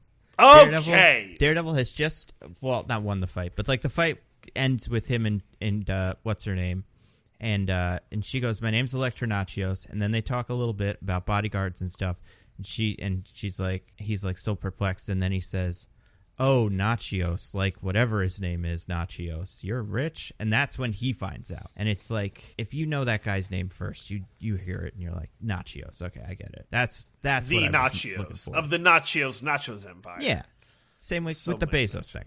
It would come up. Sure, but I guess my point was just like it's in the same scene. It's not like it's a long extended confusion. Yeah, I mean it's a nitpick. It's fair. That's what we do here. You said about the invitation though, so I had to correct the record. Actually, Diggins, we should get you on Actually. You'd probably kill it. I'm nowhere near famous enough. Oh, I don't know. I don't hear about everyone who's on that. You're an acclaimed writer, podcast host. The popbreak.com. I'm the third most popular podcast host on Mostly Nitpicking. I know it's Nando, then Michael Caine, then you, then but you're Diggins, then Michelle. Stop trying. And Michelle, stop trying to be more popular than Michelle and Michael Caine. It's just not going to happen. We've talked fair. about this. I can't. Yeah, that's an unrealistic expectation. You're right. What else in this movie? Diggins, what was your favorite part of the movie? Let's do this segment because you and me have been pretty critical. So you and I should do the segment. We say nice things about the movie. Sure. Easy. It just came up on the silent watching of this movie I'm doing right now. Colin Farrell is having a whale of a time. I fucking love him so much. He's a weird He's having bullseye. so much fun. He's a weird bullseye. But it's great. It's like great bullseye. It's not that I love the interpretation of Bullseye or like all the choices that he's making, but he's having so much fun. I will say, and I said it at when we started talking about it. My Bullseye parts were the favorite, and if there was more Bullseye in this movie, then it would be better. It's everything. It's every. Yeah. No, you go. It's everything. I was going to say it's everything from him killing the woman on the plane to stabbing the fly with the syringe at the end of the movie. Just and everything in between. It's just so, if I may say so, delicious. It's him going, I want a bloody costume. It's him. Yes. It's oh god, what was the thing I was gonna say that he does that I love? The cape flails, his little coat flails. Yes, I love how he has the magical superpower that every time he flashes his coat when there's a scene transition, he just vanishes. Like Phantom of the Opera. Like if he flaps his coat and then the scene cuts somewhere else, it means he has disappeared from view. No one knows where he is anymore. Also, like, what's his deal? Is he an assassin all I the think time? so. I mean, call Bullseye. That's, those were the instructions from Kingpin. And he just, like, hangs out at bars and embarrasses people. He was in Ireland, and I guess so. I mean, you got to get paid somehow, right? That's just one way. And you get to do murder with no problem. They'll just let you do a murder. So that's cool, right? Yeah, you can just murder a man in plain view in a pub in Britain, and then just hop on a plane, no problems. Nobody tries to catch you. Yep. It's totally fine. Not many people know this, but actually there are no crimes in the UK. Everything's legal. Wow, that's horrifying. That's right. They should change that. That's why they did a Brexit, was because you was like, you should have some laws, and they were like, absolutely not. Like, fuck you. But see, the problem with what you're describing is he goes, sure, like but how would they even find him? You know, how would the police connect this one random man? Like, what are you gonna say? A guy with a goatee and a big giant target on his head? Like, that's a new person to the police? Probably not. He's probably on all the terrorist watch lists and stuff that existed in 2003. And then he just, like, goes to the airport. I guess he doesn't take off his hat there, but, like, he does try to smuggle in shit in his mouth. I feel like in 2003, that would at least get you a search. I was going to say, I don't know if the UK was way more lax with this shit, but yeah, it was like, ooh, they're just going to run him over with the wand while he went into the metal detector with 8 metal things, and seems off, but okay. I think you're talking about a director's cut scene, because I don't know what you're saying. Oh my gosh. So he goes through, Diggins, you really missed out. I got to say, every bullseye scene you missed was a loss. So he's going to America to answer the call from the Kingpin, and he has to go through the metal detector. And, you know, he's got on his cool belt that holds all of his throwing shurikens. Stars, the shurikens, and he's got his cool chain. And so he empties his pocket. The only thing in his pocket was a ballpoint pen and a pencil, I believe, were the only 2 things in his pocket. So he walks through, and, like, they're waving him with the metal detector wand, and the guy, like, goes near his mouth, and Bullseye opens up his mouth, and there's a paper clip inside Bullseye's mouth, and he's like, get that out of there, you silly duck. Yeah. And they just let him on through. Very silly scene, but I loved it. So, yeah. And so Diggins, you also didn't see what happens when Bullseye goes to the airport. Did you see him arrive at the airport at all? Nope. It cuts from the pub to he's on the plane with the old woman. Oh, yeah, because there's a moment in that where he walks through security, and there's a security dog that I guess is like they're sniffing for drugs that I guess he has, because there's a second where the dog's like, oh, and then he gives it a face, and then the dog bows down to him. He's alpha over the dog, which, okay. Very silly. This is what I'm talking about. Like, Colin Farrell as Bullseye is very silly in a way that it feels very intentionally silly in a way that the rest of the movie doesn't. I agree. I like his stuff a lot. I should say something nice about the movie. Diggins took my thing, which is a great thing. So I don't know, it intentional or not, I really did find the very silly soundtrack choices where the song is just talking about what's going on in the scene or with the character. I found it funny. It gave me a good laugh. I don't know if the movie wanted me to laugh at that aspect of it. But that's, I guess, a compliment to the movie. I don't have much. Boy, yeah. This soundtrack I'll say this. ruled. Let's name some of the guys in the soundtrack. I said don't know Evanescence about rules, before. but go for it. Yeah, Evanescence. They're pretty good. And they're in there twice. I mean, in 2003, they were everywhere. Because they're the funeral song and the, like, Elektra does her beats up the sandbag song. Which is crazy, but yeah. Pretty cool. I want to say there's a Hoobastank song in here. There's a song by a band called Fuel. I'm just trying to see which the rest of these definitely make it in there. But I want to try and say something nice about Ben Affleck. Oh yeah, I thought in, like, when he wasn't doing weird gravel voice, and when he was trying to be like earnest Matt Murdock, like trying to tell Foggy, like, no, it's okay, we can accept fish, these are good people. Like, I bought that, but none of it translated to, like, his edgy Daredevil-ness. But I did find that aspect of his character at least somewhat believable. So is it something, right? I didn't hate him as Matt Murdock. That's an important part of Daredevil. I think his Daredevil is very bad, but his Matt Murdock is fine. So that's my nice thing I'll say about the movie. Do you think every time Daredevil or Matt Murdock goes to court and like argues a case, he works in the phrase "justice is blind"? Definitely. You saw the look on those guys' faces when he said that. It was the look of guys who were like, "Oh my god, every time." Yeah. Dude, the judge roasting Matt Murdock, like, I hope it has a 2-drink minimum. Like, well, Oh, you're a yeah. judge. What the fuck? Judges are bad. I don't know if you've seen the one that wouldn't let them zoom in on Kyle Rittenhouse's post or something, but like judges love to get involved. Also, in we're the not whole allowed thing. to call the people he killed victims. Yeah, exactly. Judges. Yeah, this was an activist judge in the 2000s, but I mean, rightly so. He was in that, like, in that same vein. He is, making Matt's life difficult, and in that moment, Matt is defending the rape accuser at that point, I believe, right? Like the victim. Yes. Because there's also.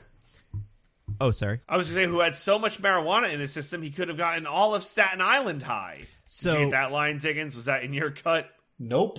So that's the problem. Is there's the scene. There's a whole lot of court with Coolio, and then there's that first court scene with whatever her name is, the person at the bar that Joe Quesada finds. I think most of the Diggins only saw that first bit. He did not see any of the Coolio stuff. It doesn't matter, but the marijuana line, is because Coolio is Coolio, and like there. Oh, so you missed the 2-drink minimum line. Oh, and you missed Matt talking to a wall. Oh my God, Diggins, you missed so many things that don't matter. There's a whole bit I of watched jokes. the whole movie, so I got many things that don't matter. There's a whole bit of jokes where like the joke is that he'll ask, Coolio a question, like Foggy, who is defending Coolio, will say like, "So, Mr. Coolio, did you use a gun to shoot this man?" And then Coolio will say, "No, I'd never use a pistol." And he's like, "Yeah, I rest my case." And Coolio will be like, "I use shotguns because they're cooler guns." And like, there's a lot of back and forth there. It's like a comedy bit. Like Coolio is just the worst at this. Well, also, they're bad lawyers because you are supposed to prepare your witness for your testimony. Like, right? Yeah, and he's not you're- still high, I assume. Well, Days have Matt- passed. you're allowed to go over with your lawyer, like, "Hey, this is what you're going to say on the stand, all right?" I mean, Well, the problem was Matt they can't advise you to lie, but they can tell you how to say things. Well, Matt wasn't there. That's what the problem was. Matt had left Foggy out to dry. Because he was And doing Foggy's a electric bad stuff lawyer. or something. I guess that's so. I guess that's when does his big fight and then first date with Elektra. Because for me, that cuts to him being like, "I'm sorry, I was late for a thing, Foggy." Yes, that's exactly what it was. Yeah. The Coolio thing is kind of cool.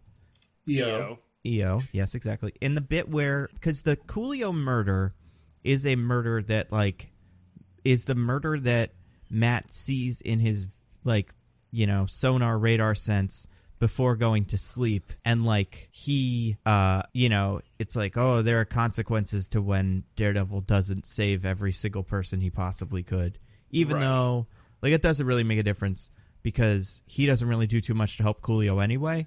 But the idea of that is interesting. Daredevil can hear all these people being in need of saving, but he, unlike Superman, is like a guy who gets beaten to death and pulls out his own teeth and stuff. Oh, God, yeah. He's a mess. Did not like that. But so did his teeth? Is he gonna get it fixed?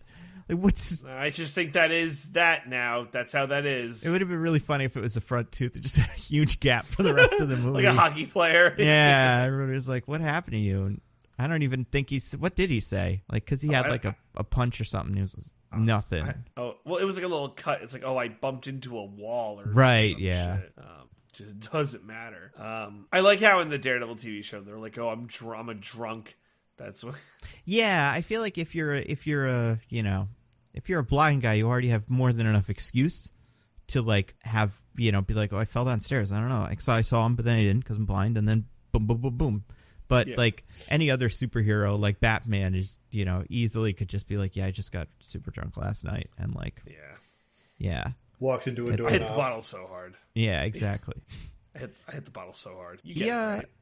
What do you think of all the Catholicism and stuff? It's not really in this movie. Yeah, he does confession twice, and that's kind of it. But it's much more prevalent in the Netflix show. I was gonna say that's kind of like a core part of the Daredevil character.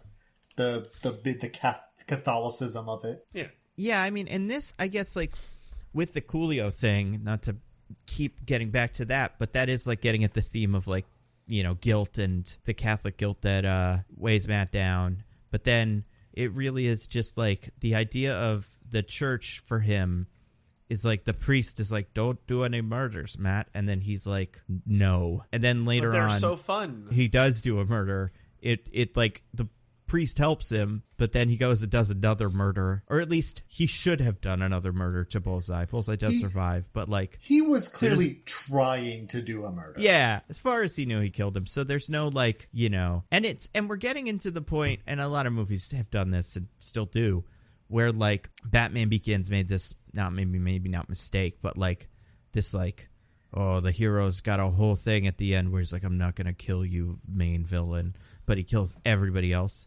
And it's like, you maybe have a really specific reason why you're not going to kill Ra's al Ghul, but you did kill all those ninjas, and, you know, that's fine. But if you keep making a big deal about it, it's like, well, what are you really after?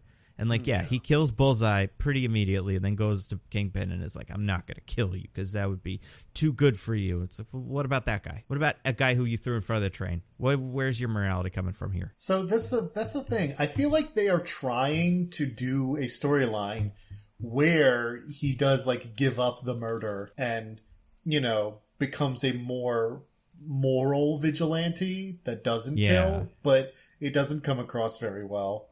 And he seems to learn that lesson for no reason.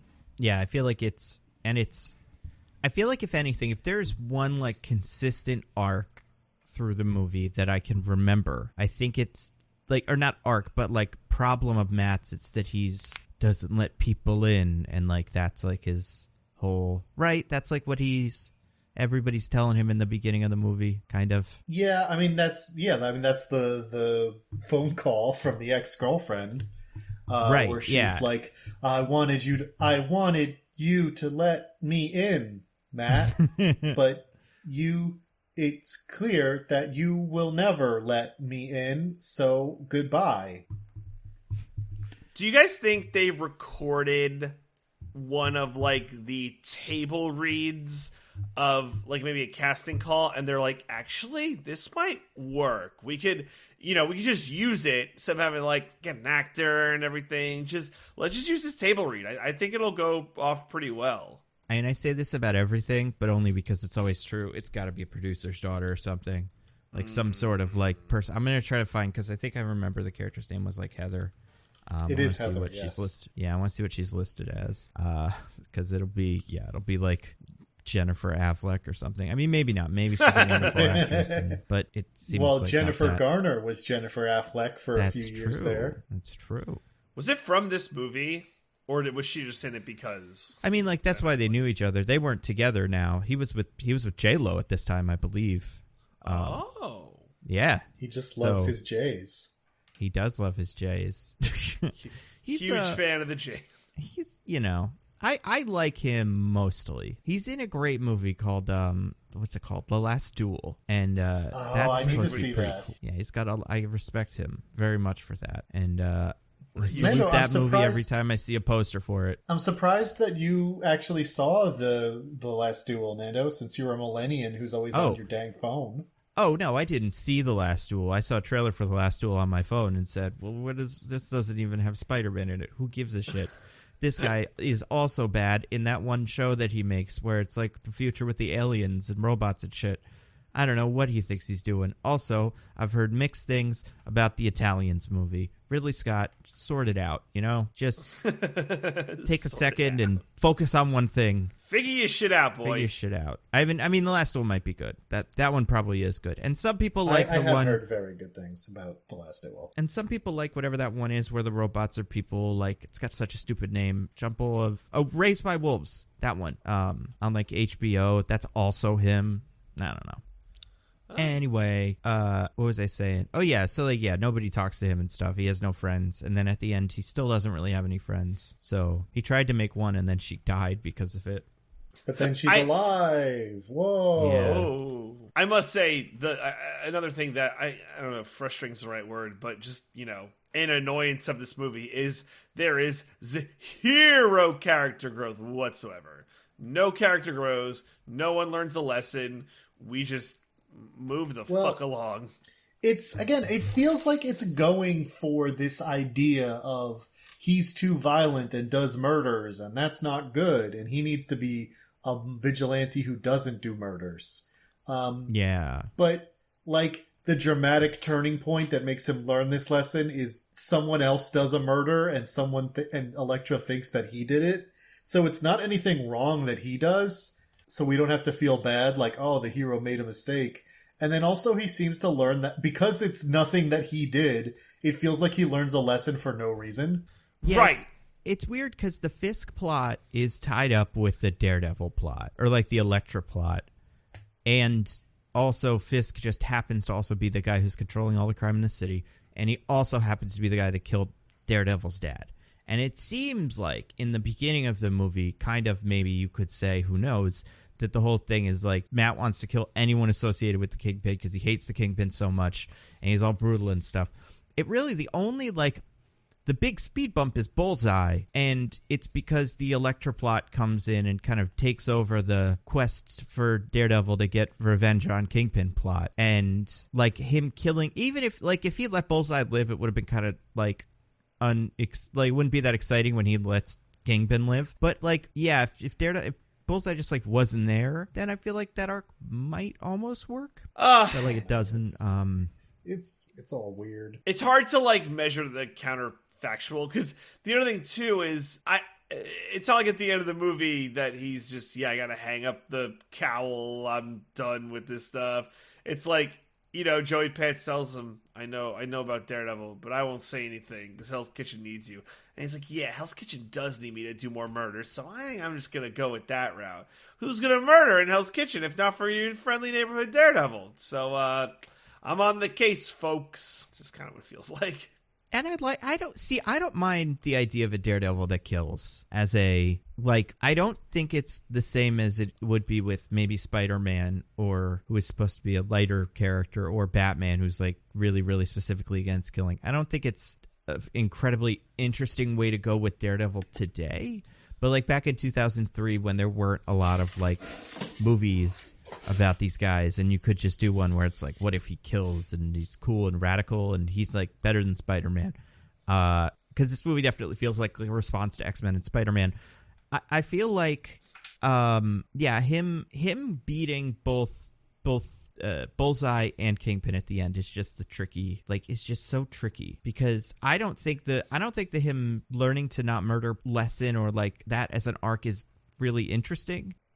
But I can see the like doing stuff differently, I don't know, letting people in or going to church or whatever being the message. Like I wouldn't hate that, but I think there would have been a fun multifaceted thing if the movie cared to do it, where like there's the big fight with Bullseye, and then maybe Daredevil confronts Kingpin, but instead of like fighting him and breaking his knees, Kingpin goes to Daredevil. What are you gonna do? Kick my ass? I'm the Kingpin. I own this city. And then Daredevil goes, you're gonna be taken down with the true weapon, justice. And then it cuts to like the courtroom, and it's like, guilty on all counts. And like it cuts to the courtroom, and it says 18 years later. It's just like the end of Paddington, like just a news thing comes up, like a newspaper with just a picture of Kingpin behind bars with a little hat on. It's like Kingpin foiled by blind lawyer. But yeah, you show both sides. You show the fighty, and then you show him being a lawyer. But this movie doesn't care about Matt Murdock, the lawyer. He doesn't give a fuck. Well, yeah, and that's the tough thing about Coolio too. And Coolio's plotline should be, though, like, Matt Murdock needs to balance his life between being Daredevil or being a lawyer. And Season 2 of Daredevil does this, too, with the same characters, not Bullseye, but Elektra.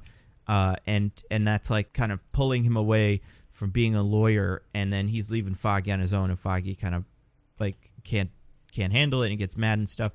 And in the extended version of this one, Foggy is just there to do the case on his own, and then he does, and then that's it. And it's like, that doesn't cause a rift between them, or, Matt doesn't get it together and then, like, use in, like, some knowledge during the case to, like, figure out how to beat Kingpin or something. It's just like, does the 8-9 Wesley thing even matter? I do think that's how they end up getting Kingpin. Like, that is the evidence that they stick to him. But Matt has nothing to do with that. That's mostly Karen. I guess Matt breaks into the apartment that one time. And, says, MOM 6-8 or whatever. Yeah. Wait, does Karen do things in the director's cut? Oh, only what Nando just mentioned. She has one line, where Foggy is, working late at night trying to be like, oh, I just can't crack this 5-letter code or whatever, and she's like, well, what if it's upside down? And he's like, oh yeah, that is interesting. And she also kind of seems to flirt with Foggy too. Like, it seems like in the beginning, I want to say it's very clear that she's kind of not flirting with Matt, but she's like, ooh, she's like, hey Foggy, hey Matt. But then I want to say during that scene, that's supposed to be her being like, oh, this Foggy is not such a clown. He takes it seriously, which I don't know, man. He's the boss at the law firm with his name on the door, so he probably at least kind of takes it seriously. This is the first time he's ever decided to actually lawyer and stuff. Just been coasting. There's no money. I mean, maybe he is a real jokester, swish and all. Yeah. And then also, Diggins, there's a whole big thing where because Daredevil can tell if people are lying, but the heartbeat thing, right? And Daredevil will say that guy's lying, or you're telling the truth. That's why they take Coolio's case. There's another point where there's a cop who's like, hey, we just found a body in the hallway or something. And Nat listens to his heart, and he's like, he's telling the truth. And then Foggy and I'm like, that's no way. That can't be possible. He must be lying. And Matt's like, no, it's the truth because I know about heartbeats and stuff. I mean, he doesn't say that, but he says that. And then later, the information we get, do you want to take a guess at the information we get, Diggins? That turns the whole case on its head? The cop was just mistaken. No, but the cop has a pacemaker. Oh. Yeah, so it doesn't work. So he is able to lie convincingly to Daredevil. So does that mean when you have a pacemaker, your heartbeat doesn't get elevated or anything? It's always the exact same? I mean, probably not, but... Because I didn't think that was the case, but that's what this implies? No, I feel like a pacemaker... God, I mean... It's to regulate a heartbeat, but you can have an elevated heartbeat, with a pacemaker. Yeah, it's not like if you start running, the pacemaker just explodes immediately. The only way the pacemaker explodes is if the little monster coming out of the back of your head makes it explode. Yeah. Or whatever. Gabriel can do it, but no one else. But yeah, so I imagine maybe he would be less sensitive to small things like that, but I don't know. I mean, I don't know. I feel also if that's the case, Matt Murdock would hear that and be like, "Oh, that's a pacemaker." I've tried this before. It sounds different. There's something going on. Yeah, or at least be instead of just being like, "Yes, he's telling the truth," be like, "Whoa, this guy's heart sounds weird." Yeah. This man have some sort of mechanical. Maybe you should go to, sir. You should go to a doctor. Yeah. What do we think of the fights with Bullseye? Pretty terrific, huh? There's 3 in this movie? They have the same problem as every other fight in this movie, where I say they are very choreographed in a way that kind of takes me out of it because they're not super great at doing the choreography. So I see them hitting their marks and I'm like, yeah, that's some choreography. Yeah, there's the I like when he throws the little pieces of stained glass at Daredevil as if they're throwing stars. That's pretty fun. He catches them so seamlessly. I did like that because it was the falling. That was very silly, and I enjoyed it. And I like, you know what? I also kind of like, except it doesn't really go anywhere. But I like the idea of them fighting on organs and Bullseye being like, "I got you here." This is. And he says that, and he kind of figures it out, but then that's it. It's like with Venom, where they fight in a place where the weakness is part of it, and then they go there's a bit where the hero's like, "Oh no, my weakness," but then the fight just kind of continues after that bit. Right? Yeah. It matters in no way whatsoever, but they had to try and make things kind of interesting. Also, not for nothing, but Daredevil gets stabbed through the shoulder by Elektra, Yep. and I'm sure it hurts, but it is like he got gutted, like, in the fucking, like, stomach. Like, it ends him being stabbed in the shoulder. Like, that is very 2003 action. It's like, oh, I took one hit that's, like, kind of rough. I'm so done. Where by the time we get to, like, the 2015s, it's like, you could just, you'd have to be impaled on, like, a rusty, like, pole to be at that level of done. But stabbed in the shoulder, pull it out and keep moving. Like John Wick style. You're totally good. So I just found that very interesting. How far we've come. John Wick looks at you and be like, pussy. That'd be funny though if he was like, if he got stabbed by Elektra, and then he was like, no, I thought this leather was bulletproof, and she was like, no, it's not. That's not what leather is. And he's like, wait, then why haven't I get shot yet? I don't know. You just haven't. But that's not the suit. Also, size are blunt, so wow, you're really strong. Yeah. Yeah. I mean, hers are sharp because she can use them to like puncture the sandbags by stabbing them too. Some That's she true. cuts, but some she stabs. And that's got to be really hard because they're like swinging. Ugh, that evanescence really gets your blood flowing. Hey, that's true. How about Gets your that heart sandbag pumping. room? What do you think? Do you think that? I feel like that is the clearest kind of indication that they were going for Tomb Raider with her, because Tomb Raider has an equally stupid scene in the first one, but it's also great, where she's like doing like I don't even know what to call it, like bungee cord acrobatics in her giant mansion, and it's like just really bizarre, but it's like, look at how cool of a badass she is. Have you guys seen Tomb Raider? Nope. Oh, I don't think so either, actually. First one's pretty funny, and it's also just like this kind of thing where it's like cheesy and not very, very good, but yeah, there's some really weird action in that one. What do you think of her costume? It's bad, right? It's the only bad one in the whole movie. It's terrible. It's like boring. I mean, it's just like a leather top and some boots. It's Like, not even really a Daredevil costume. got. Like, you Why could wear doesn't that she to a get cool club. one? Yeah, absolutely. You should wear that to the club in the Matrix because it's so sweaty. But yeah, like, oh god, I did not care for that costume. Did you guys know, Diggins? Have you seen that one panel where they kill her in the comics? Were you waiting for that to happen? Now that you're saying that, I have seen that, but I wasn't thinking of it when I watched it. Ah, okay. It's interesting because Bullseye doesn't, like, the big moment isn't that he stabs her. It's that he impales her with not impales her, but like gets her hand with the sai, and then he's able to like really, get Slice her business, but- throat with a playing card. Yeah, that's so good. Oh, see, like, yeah, he really magic. is fun. Yeah. That's what I'm and like saying. Colin kinda Farrell's is having magic. a whale of a time. Yeah. Also, like, in the comics, Bullseye's usually like not a mutant, but just some guy. But he does have superpowers, and it's just like, I do remember seeing this and going like, I think he's like a leprechaun or something. I think that's what they're going for. He Top of is the a morning. he is a mutant in this one because he has the Phantom of the Opera superpower to flap his jacket and he disappears. And he can like, Which yeah, he could take some real big hits in this movie too. He gets kicked off of a motorcycle at full speed right in the face, and he's fine. are we at the point where Elektra's dad dies?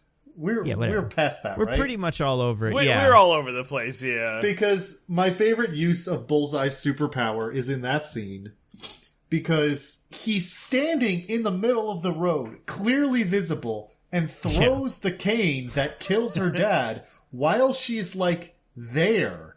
But then after he throws it, he does his spinny jacket thing that makes him disappear. And so magically, Elektra is like, well, that other guy threw this cane, but Daredevil's the only one here, so he killed my dad. Yeah. It's yeah. Also, what weird thing happened that like made Daredevil see 8 canes so he like couldn't catch it? The motorcycle exploded. Yeah. And that made a big like sound. So Which- that part I liked. Like, there was, I don't know, I think the visualization of Daredevil's powers in here, especially in 2003, was pretty cool. And I like, think except when it was raining. I think the raining effects was kind of bad. yeah, the raining effects was very like Final Fantasy Spirits Within kind of. Yes. Yeah. But everything else where it was just like he would tap a thing and then the sound would fly through, I thought that all looked pretty cool. Yeah, I liked, hate it. And I liked that it was kind of shitty. Like, even when it was working properly, you were like, I think there's kind of a guy over there, and maybe he's under table, but, like, it's hard to tell. So, yeah. But, I mean, I feel like we don't see a lot of Daredevil vision in the Daredevil show, but it's like the fire instead. I like the fire. I think I like this more. The fire is cool, but I think in times I've seen it visualized in comics and just like kind of what I would look for from that, I like the radar being more of a kind of flowing thing. Yeah, to each his own. But also, like, yeah, guns are so fucking loud. Like, they really are. He would be unusable in a situation where people are shooting guns at him. Like, it'd be just nothing. Well, that's what I'm saying. Like, the level of incapacitation from loud noises or lots of noises he gets, it fluctuates wildly. Not even from scene to scene, but from second to second. Yeah. Yeah, there's no consistency whatsoever. And I feel like with Venom, part of his, I don't think this is covered in the movies. I can't remember if this is in the comics or just adding this from some other character, but I think it's a specific frequency of sound that messes with Venom. And like, in the movies, he tends to be just like allergic to sound. No, because it is a specific frequency in the movie, right? Because in Spider-Man 3, maybe? I'm thinking in Venom, because isn't there a part where like someone has to play a sound on a computer that's like the specific frequency that kills Venoms when they're like fighting by the rocket ship? Who knows? But anyway, I feel like you could get away with that here, where it's like a frequency that some trains make and maybe, an organ would make. That'll get him. But a bullet, that's fine. But yeah, they don't do that. But yeah, I mean, he can't be shot. They do bullet time with him, but it's like he's not that fast. I don't know how he gets away with that. He can't honestly. see the bullets. Yeah. But he just, as long as you flip at the same, like with the same motion every 3 seconds, you're fine. You're totally fine. Don't worry about it. Do you think you could take this Daredevil in a fight? No, Nando, do you? As I have stated many, many times, I could not take anybody in a fight. Superpowers or no. I think I could take this Daredevil in a fight if I had. Okay, out of your now mind. Okay, listen. I could understand the Invisible Man. Like, I disagree, but I get where you're coming from. You're out of your mind that you could beat up a superhero. You just have to make a lot of noise, and you could probably beat him up while he's, like, huddled in a mass on the floor. Like, if you just take some pots and pans, just clang, clang, clang, I think then you could take one of the pans and just smack him over the head with it and be done with it. Like I'm saying, you get a little bit of prep time here. Or, like, you have to work with what's, like, in a room with a bunch of things in it. So, you figure it out. You turn the stereo up real loud, whatever. But, like, I think eventually this Daredevil is so weak to sound that I think most of us could take him if we just turn our phones all the way up and play something really loud. Well, no, see, Nando, that would work for a few seconds, but then some of the seconds where he's not weak to sound will come and he'll kick the shit out of you.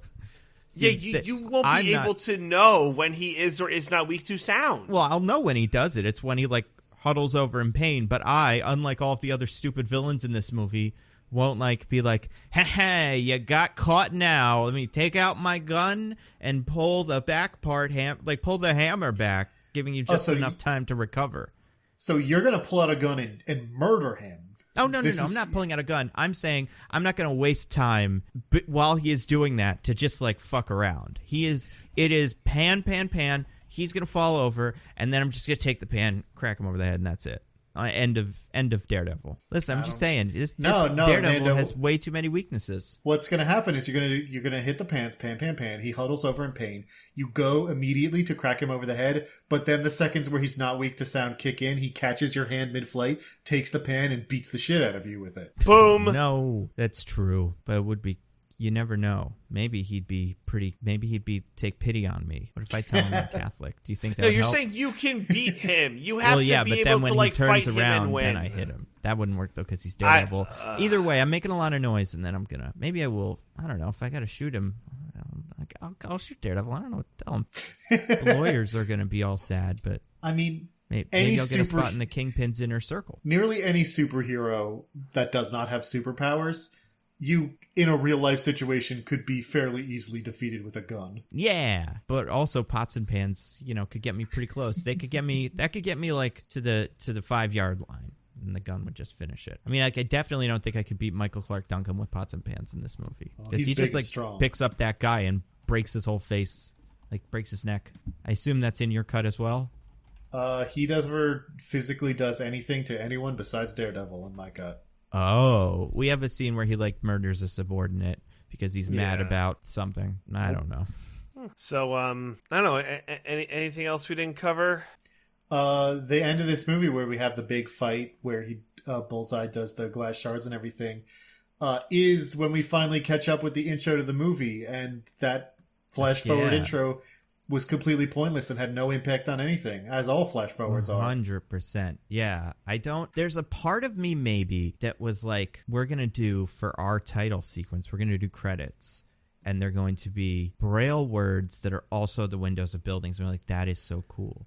However, we forgot that you have to show the superhero in the beginning. Otherwise, it doesn't work. Because Spider-Man, they showed the superhero in the beginning and just like the intro and the colors and stuff. So how are we going to get that point across? And it's just, well, we'll show a little bit of Daredevil in the suit. Because they really nailed the building thing. And were they going to get rid of that? Absolutely not. Too good. Oh, man. I'm watching the organ part of the Bullseye fight right now, and this CGI does not hold up. Which part? Oh, yeah, that... Like, there's sometimes when the CGI is bad, and I don't mind it as much, because he is supposed to be, like, bizarrely athletic, but other times when I don't like it as much. Other times when it, like, extends its limits. Like, the bit where he kicks him off the motorcycle, very CGI-y, but I liked it. I thought it was quite fun. But I don't think if you ever, like, show someone falling to the ground in CGI, it just, like, even now, it often looks bad. We just don't have that technology. Yeah. Yeah, Daredevil. But yeah, then there's the final Kingpin fight, which, again, just the last 5 minutes of the movie, they're like, well, guess we better wrap up this villain. And I again want to emphasize, so for the theatrical cut, it's literally like he's just found out that Wilson Fisk is the Kingpin, and he's had no real beef with Wilson Fisk at all or any interaction with him.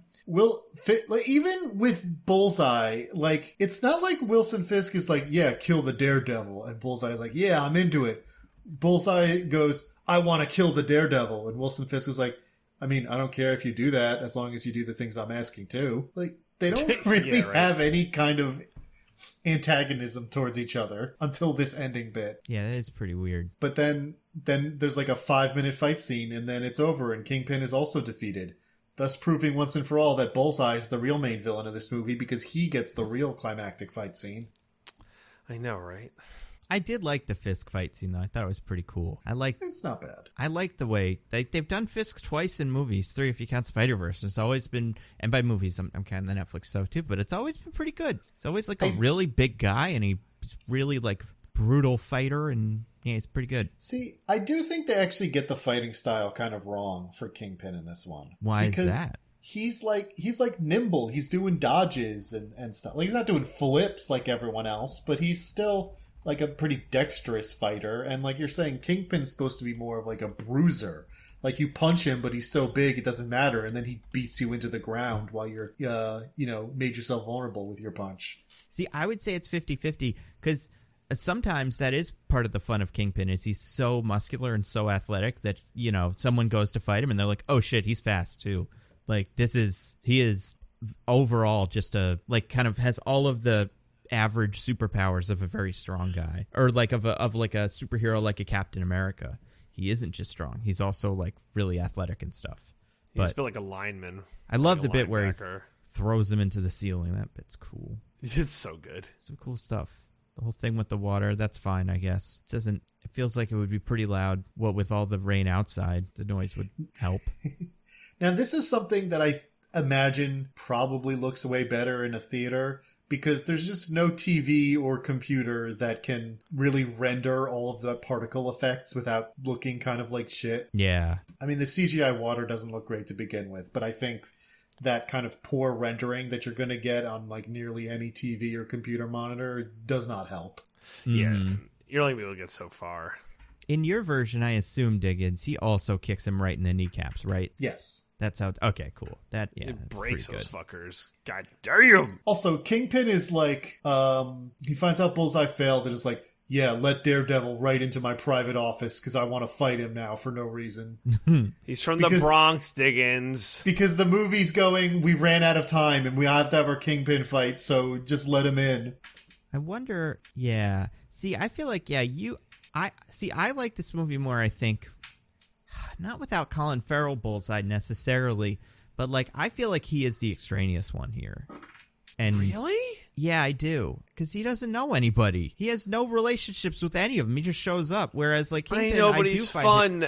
No, I agree. He is fun. If I had to lose one, Colin Farrell or Michael Clark Duncan in this, I think I could still deal with losing Bullseye, even though Colin Farrell is very good, because I like Michael Clark Duncan, but also I feel like he has the strongest connection to the plot in a way that Bullseye just feels really tacked on.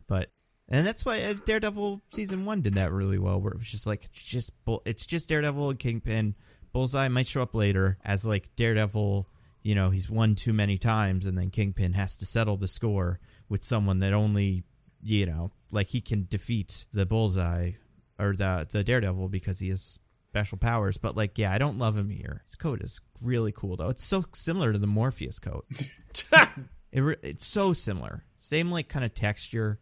He's pretty much like White Morpheus when you really get down to it, you know? The same. Bald coat. He's got it all. Big bullseye tattoo on his forehead. Yeah. Just like Morpheus. Choker, necklace, earrings. When he that flashes go on his coat, he thing. disappears. Phantom of the Opera style. Yeah. Yeah, he's pretty good. But yeah, I feel like this movie was the first bad superhero movie of our generation. Like, of our generation. If you count, like, our generation being 2000 plus, you know? Mm-hmm. We had X-Men, great. Spider-Man 1, great. And then this one. This is the first time that maybe the whole thing wasn't going to go. If those are the only two of this wave of superhero movies before this one, then yeah, this is the first bad one. Yeah, I mean, I guess Blade was before this, but Blade 1 I think is also good. So it was, yeah, because like 97 is, whatchamacallit, 97's Batman and Robin, 99 is Blade, 2000 is Matrix, right? Like, so that's important too. So but wait, Batman and Robin is also a bad movie. Right, that's the reset. That's when that's the studios all went, okay, we have to do this differently. So then they made Blade, and then The Matrix, and then X-Men in 2000, Spider-Man in 2002, and then this in 2003. Like, just crazy. And then I think Catwoman was like right after. So, yeah. So Daredevil heralded a dark era. Yeah, it kind of did. One that I don't know when we got out of. I mean, I guess like by 2008, everything was fine because that's when you had Iron Man and you had The Dark Knight. And like Batman Begins was good too, but like there is a gap between 2002. Well, no, I guess that's not true too because Spider-Man 2. But like all these new guys started showing up. The Bad Hulk movie, you know, Elektra, and they did not, and the Punisher one, just a lot of bad ones. Oh, Constantine. God, the Punisher. Well, Yeah. Nando, saying the Bad Hulk movie implies there's a good one. Am I right? Yeah. Oh, you're not. I've actually never seen the MCU Hulk movie. Is the only MCU movie I've never seen. Oh, we got to do it. It's okay. I think you'd be like, yeah, it's fine. I feel like I think Ed Norton would win you over. I have a pretty strong feeling about that. yeah. Unless you hate him for some reason. I don't hate The him. characterization of Bruce Banner in that one is also a little like, I don't know. It ends him in a point where knowing where he picks up in Avengers, it's like, that's not the same movie guy as this. Like, Well, he ends the movie like, maybe I should be Hulk. And then he starts at Avengers and it's like, I don't do Hulk stuff anymore. It's like, what happened? I mean, I'm at this point used to Hulk just being a completely different person every single movie he shows up in, so whatever. Yeah. I mean, we've been pretty consistent, you know, since Avengers 1, He's been consistently inconsistent. Fair. It's the same human. It's the same DNA structure each time. How's that? Oh, yeah, no, sure. I meant personality. You remember Yeah, that's fair. how Infinity War ends with Hulk being like, oh man, I went through a lot here. I've got to have some character growth and, like, you know, finally finish my character arc that's been building through all these movies. And then the start of Endgame is, I went through my character growth and now I'm at the end point. See, it's even more painful when you look at the deleted. There's a deleted scene that is not like done, but filmed at least, or like, you know, they hadn't finished the effects, where he hulks out of the Hulkbuster suit to kill what's his name, not Ebony Black, I don't know, Cull Obsidian, and then he has a little moment with Black Widow that's fine, but I think they say it or interrupts the flow, and I get it. But like, that was supposed to be that moment at the end of that movie, and it makes so much more sense. It's insane that they didn't do that. I mean, he would have died if he fought that guy. Yeah. Whatever. But also, he's not Professor Hulk anymore, and We don't know why. He's like, well, he is Professor Hulk in the She-Hulk show in the trailer we saw, but yeah, not in Shang-Chi. So, I don't know. There's a lot going on. Yeah, whatever they didn't like in that movie, or like in that movie that came before the movie that someone's working on now, they just pretend didn't happen, and we usually, like, we pick up on it because it's what we do, but the normies just kind of miss it, and that's fine. Yeah, normies. We love normies. Yeah. We love you, though. I envy you, normies. I wish I could live in such blissful ignorance. But he can't because he's so much better than you. Better is not the word I would pick. pick. It's the word I'm picking. Yeah. So, yeah. All right, you guys want to get to our classic segment? You guys have anything you want to recommend to the fine people? Yeah. DJ? So I was at PAX Unplugged this past weekend, so I got to play a lot of board games, which was fun. So that's like just definitely where my brain is at in terms of recommendations. So I'd like to recommend one that Michelle and I tested and bought. It's called Parks. Have either of you heard of this game? No. Parks? I've heard of Parks. Yeah, I've heard of parks being places where, like, not toy jungle gyms are. I've also heard of parks being, like, the present tense of to park. John parks his car. So is it one of those, or is it the park, like Randall Park and his siblings and stuff, the parks? No. It is like the national parks where you have jungle gyms and such. Ah, nice. Can Randall Park go there? Yeah, he can go there. No Can he park a car there? It depends on what the rules are for each national park. I assume they're different for each one. So we can have the game, the parks at the park, or parks at park. Never mind. Go on. Parks at the parks. Yeah, that sounds good. Sure, we can do that. So it's very similar to a game called Takedo. Diggins, have you heard of that game? It's like Youmst and I have played Takedo. Okay, so it's very, very similar to Takedo, where it's like a resource collecting game where you're on this linear path and you're trying to get like different resources to visit these different national parks. The cards are all these like beautiful cards with the different national parks on them, with these like nice illustrations. It's very nice. And it's just very like calm, kind of chill, laid back game. Like a little bit of strategy, not too much that's kind of like brain melty, but enough where, I think sometimes if you're looking for like one of those just get away from screen, days, or just trying to get away from your computer, this offers like a nice relief for a game that isn't too brain crunchy, has enough strategy to keep it interesting, but is also affords you the ability to look at nice pictures. Comes in a pretty small box, which I like. Like I said, it's kind of like a resource gathering, action economy, efficiency game. If you ever played any kind of like Euro style game or worker placement game, it's a little bit combination between those two, since I think those are really what are in vogue right now. I think I saw you could get online like Barnes and Noble. It's like I said, it's a pretty easy game to grasp. Michelle and I picked it up pretty quickly, and it's just like a nice chill gaming experience. So it's called Parks. So that'd be my recommendation for the folks this week.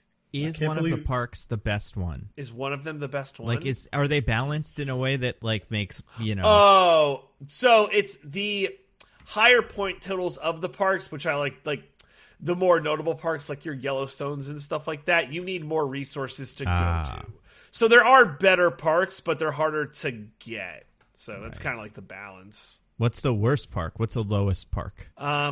I can't even remember the names of any of the 2-point parks, but they're probably all like the New Jersey ones, like Island Beach State Park, right? Yeah, because every national park is in the game. Oh my goodness! Yeah, even Stonewall. Yeah, what about that Diggins. one? Is that in an expansion pack of like the Confederacy? No. The bar where the Stonewall riots happened, not Stonewall Jackson. I'm thinking of, wasn't there that big monument in the, like, you know what I'm talking about? It's like a big monument to a Confederate guy. I think it's Stonewall on the side of a mountain. It's ridiculous. Oh, yeah. No, is that one in there too, TJ, actually? Maybe. I've Can't say off the top of my head. When the government gives the national park to like an oil company to destroy for profit, do you have to throw the card away and like rebalance the game then? Yeah, right. What happens in like 10 years? They're gonna be like 2 cards. You have to trade.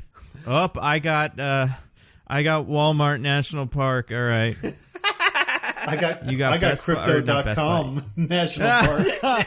Yeah. Yeah, that's you guys nailed it. Sounds fun though. I like games like that, like game. the tree game and like games where they're just chill. Yeah, it's good. It's like either like one of those where it's a starter game to your game night, or it could be like a cool like wind down to your game night. And it's pretty quick too, which is nice. The game probably takes like 30-40 minutes, so it's pretty good. Nice. Diggins, what do you got? Yeah, I got first real quick. I had recommended previously that JoJo's Bizarre Adventure had a new season starting, part 6, Stone Ocean. And that was just a general recommendation of good time to hop on to JoJo. I've now finished all of Stone Ocean that's out. They put out the first 12 episodes on Netflix. And I gotta say, I'm having a great time with it. It's a strong contender for my favorite season of that show. And which is all the better because the previous season, Golden Wind, was probably my least favorite. It wasn't bad, but I just didn't have a great time with it, and I felt like there were a lot of problems with it. So if you, like me, watched Golden Wind and was like, oh, this is getting weaker, it's not as good as the earlier seasons, I definitely recommend you should go back and watch Stone Ocean now, because that season really kicks it up. I love the main character of that, Jolene. She's a great JoJo. Because every season follows a new character named JoJo, or nicknamed JoJo, rather. Is Jojo Rabbit going to be in it? I mean, maybe. Part 9 is starting soon in the manga, so maybe it'll turn out to be a Jojo Rabbit season. But then for my full recommendation this week, I saw a little movie in theaters the other day. Now, those of you who have seen the works of one Mr. Thomas Hooper may proclaim that the movie musical is dead. But to you, I say... Or Dear Evan Hansen. Let's not forget, there's other people fucking it up. Yeah, that's fair. To you, I say, Steven Spielberg has brought it back. I saw West Side Story, and I had a really good time with it. I think it's a great adaptation. Now, if you're concerned about the Ansel Elgort of it all, like... Yeah, okay, I get it. Don't go there. I'm telling you, they need to redo the whole movie, but it's easy too. Just CGI the Green Goblin face over him and have Willem Dafoe do all the lines, and like The Mask, because then you get the Spider-Man fans, and you have no Ansel Elgort, so it's terrific.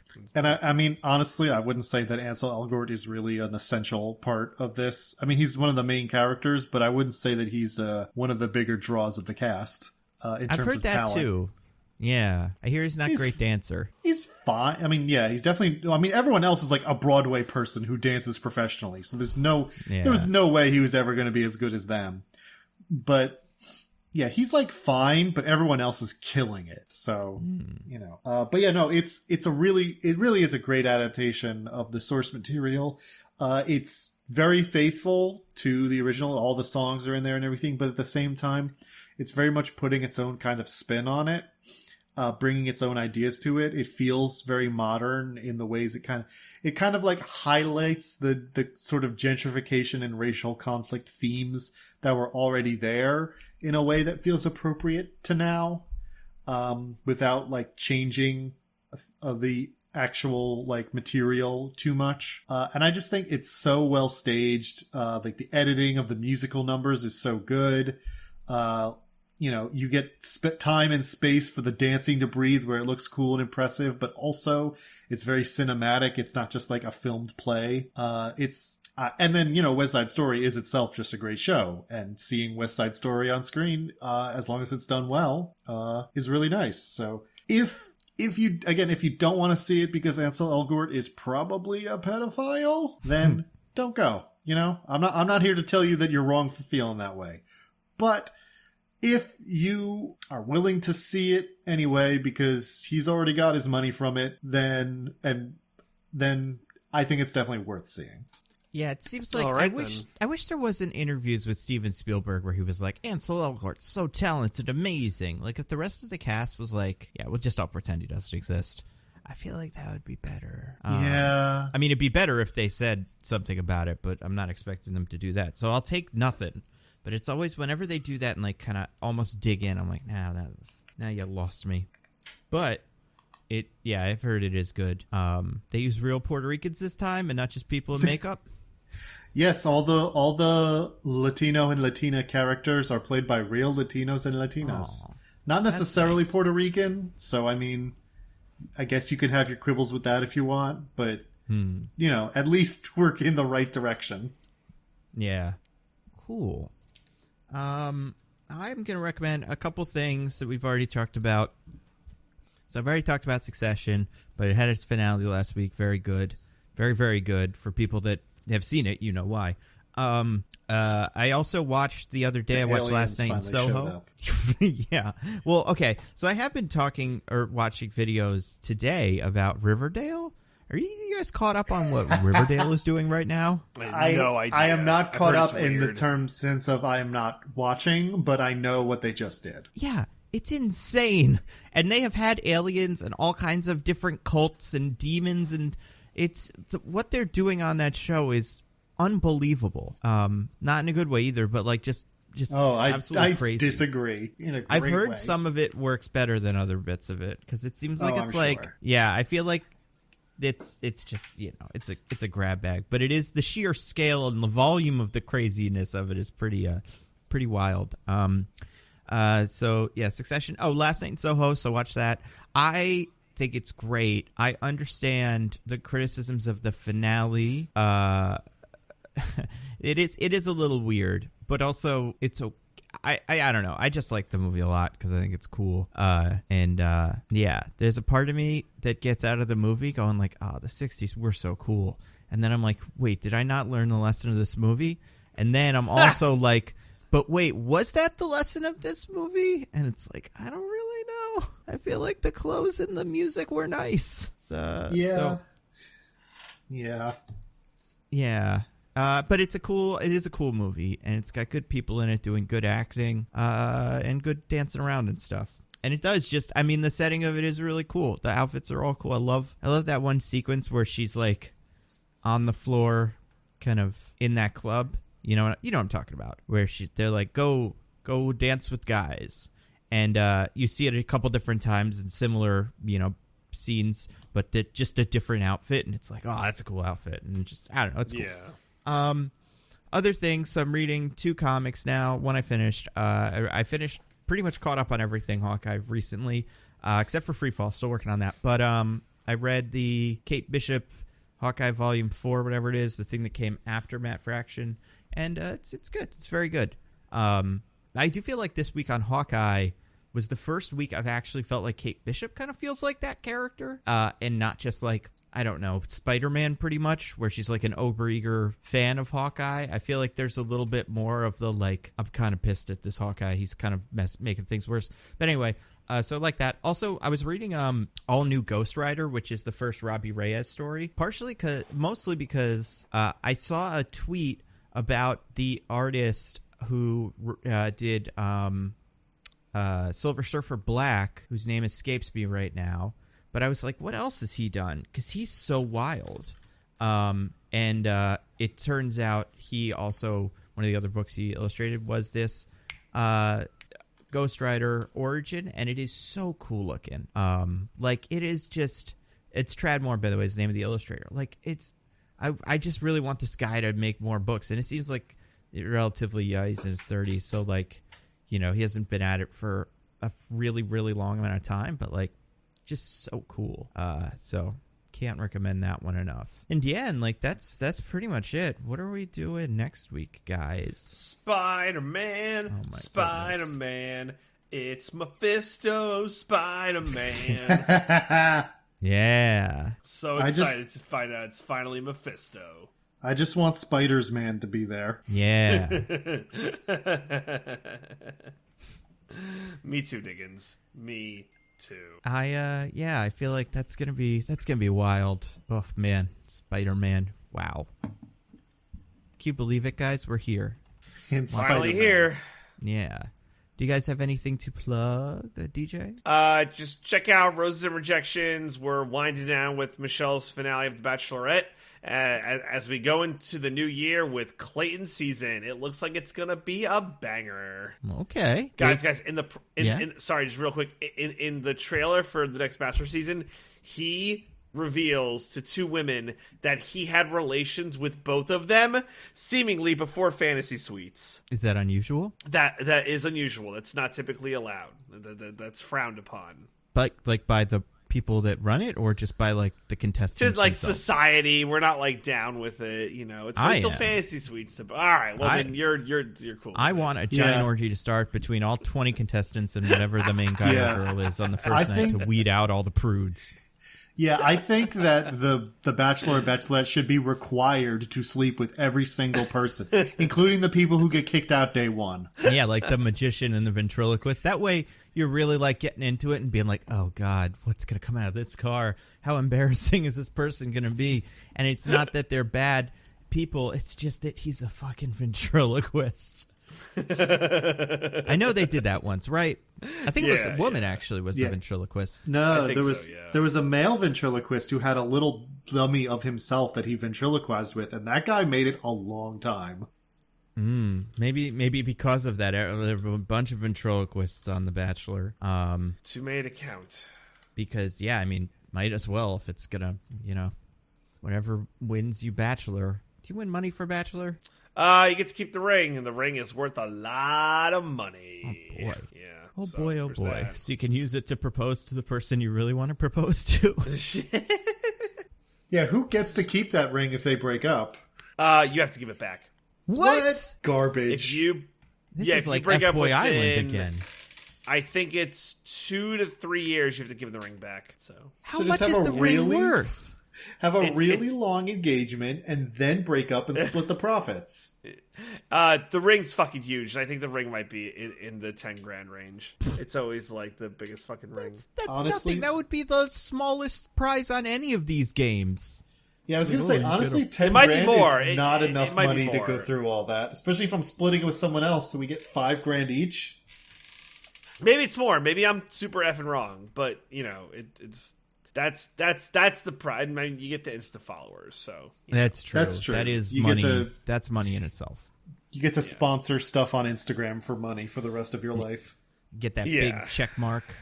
Probably you get appearance fees for the future for any like Bachelor nonsense. There's stuff involved, but nice. So anyway, check out Roses and Rejections on the Pop Break TV feed. Cool. Diggins, anything to plug? Just my usuals. I have my newsletter, alittleperspective.substack.com, and I stream at twitch.tv/thisisanodname. My friend Bridget and I just finished Deltarune Chapter 2, finally, and we have moved on to, we've been streaming Resident Evil Village together, also known as Resident Evil Big Mommy Milkers. Yeah. I believe we're going to be doing that again this upcoming Monday, if this is out by then. So if you hop onto my Twitch at 7 p.m. on Monday, you can see me be a big scaredy baby playing a action horror game. Because I'm not very brave. I hear this game, it's like castles, right? Or something? Yes, I'm currently in Castle Dimitrescu. Yeah, okay. So I hear one of the castles is the scariest of the castles. And it ain't that one. Not that one's not scary, but I'm excited to see how you deal with the other one. Castle Dimitrescu is where all the hot vampire ladies are, so I can only be so scared. Yeah, and if you get scared, just walk around a table and they follow you, and you'll be fine. It's never too hard to get away from them.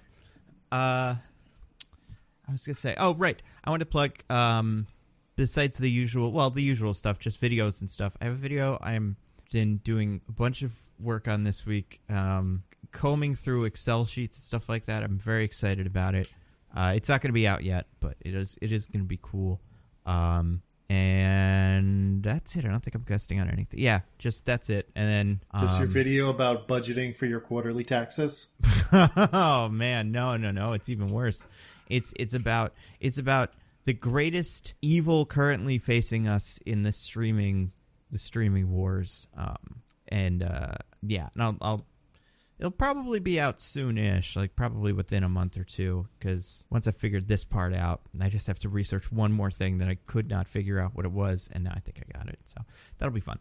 But yeah, on Nando V Movies, the YouTube channel, that's where that will be. Cool. So next week, Spider-Man No Way Home. Woo! Until then, Look forward to it. I'm at Nando V Movies on Twitter. I'm at Zippy by Day. I'm at This Is an Odd Name. Goodbye, everybody. Goodbye. Woohoo! Bye. We love you.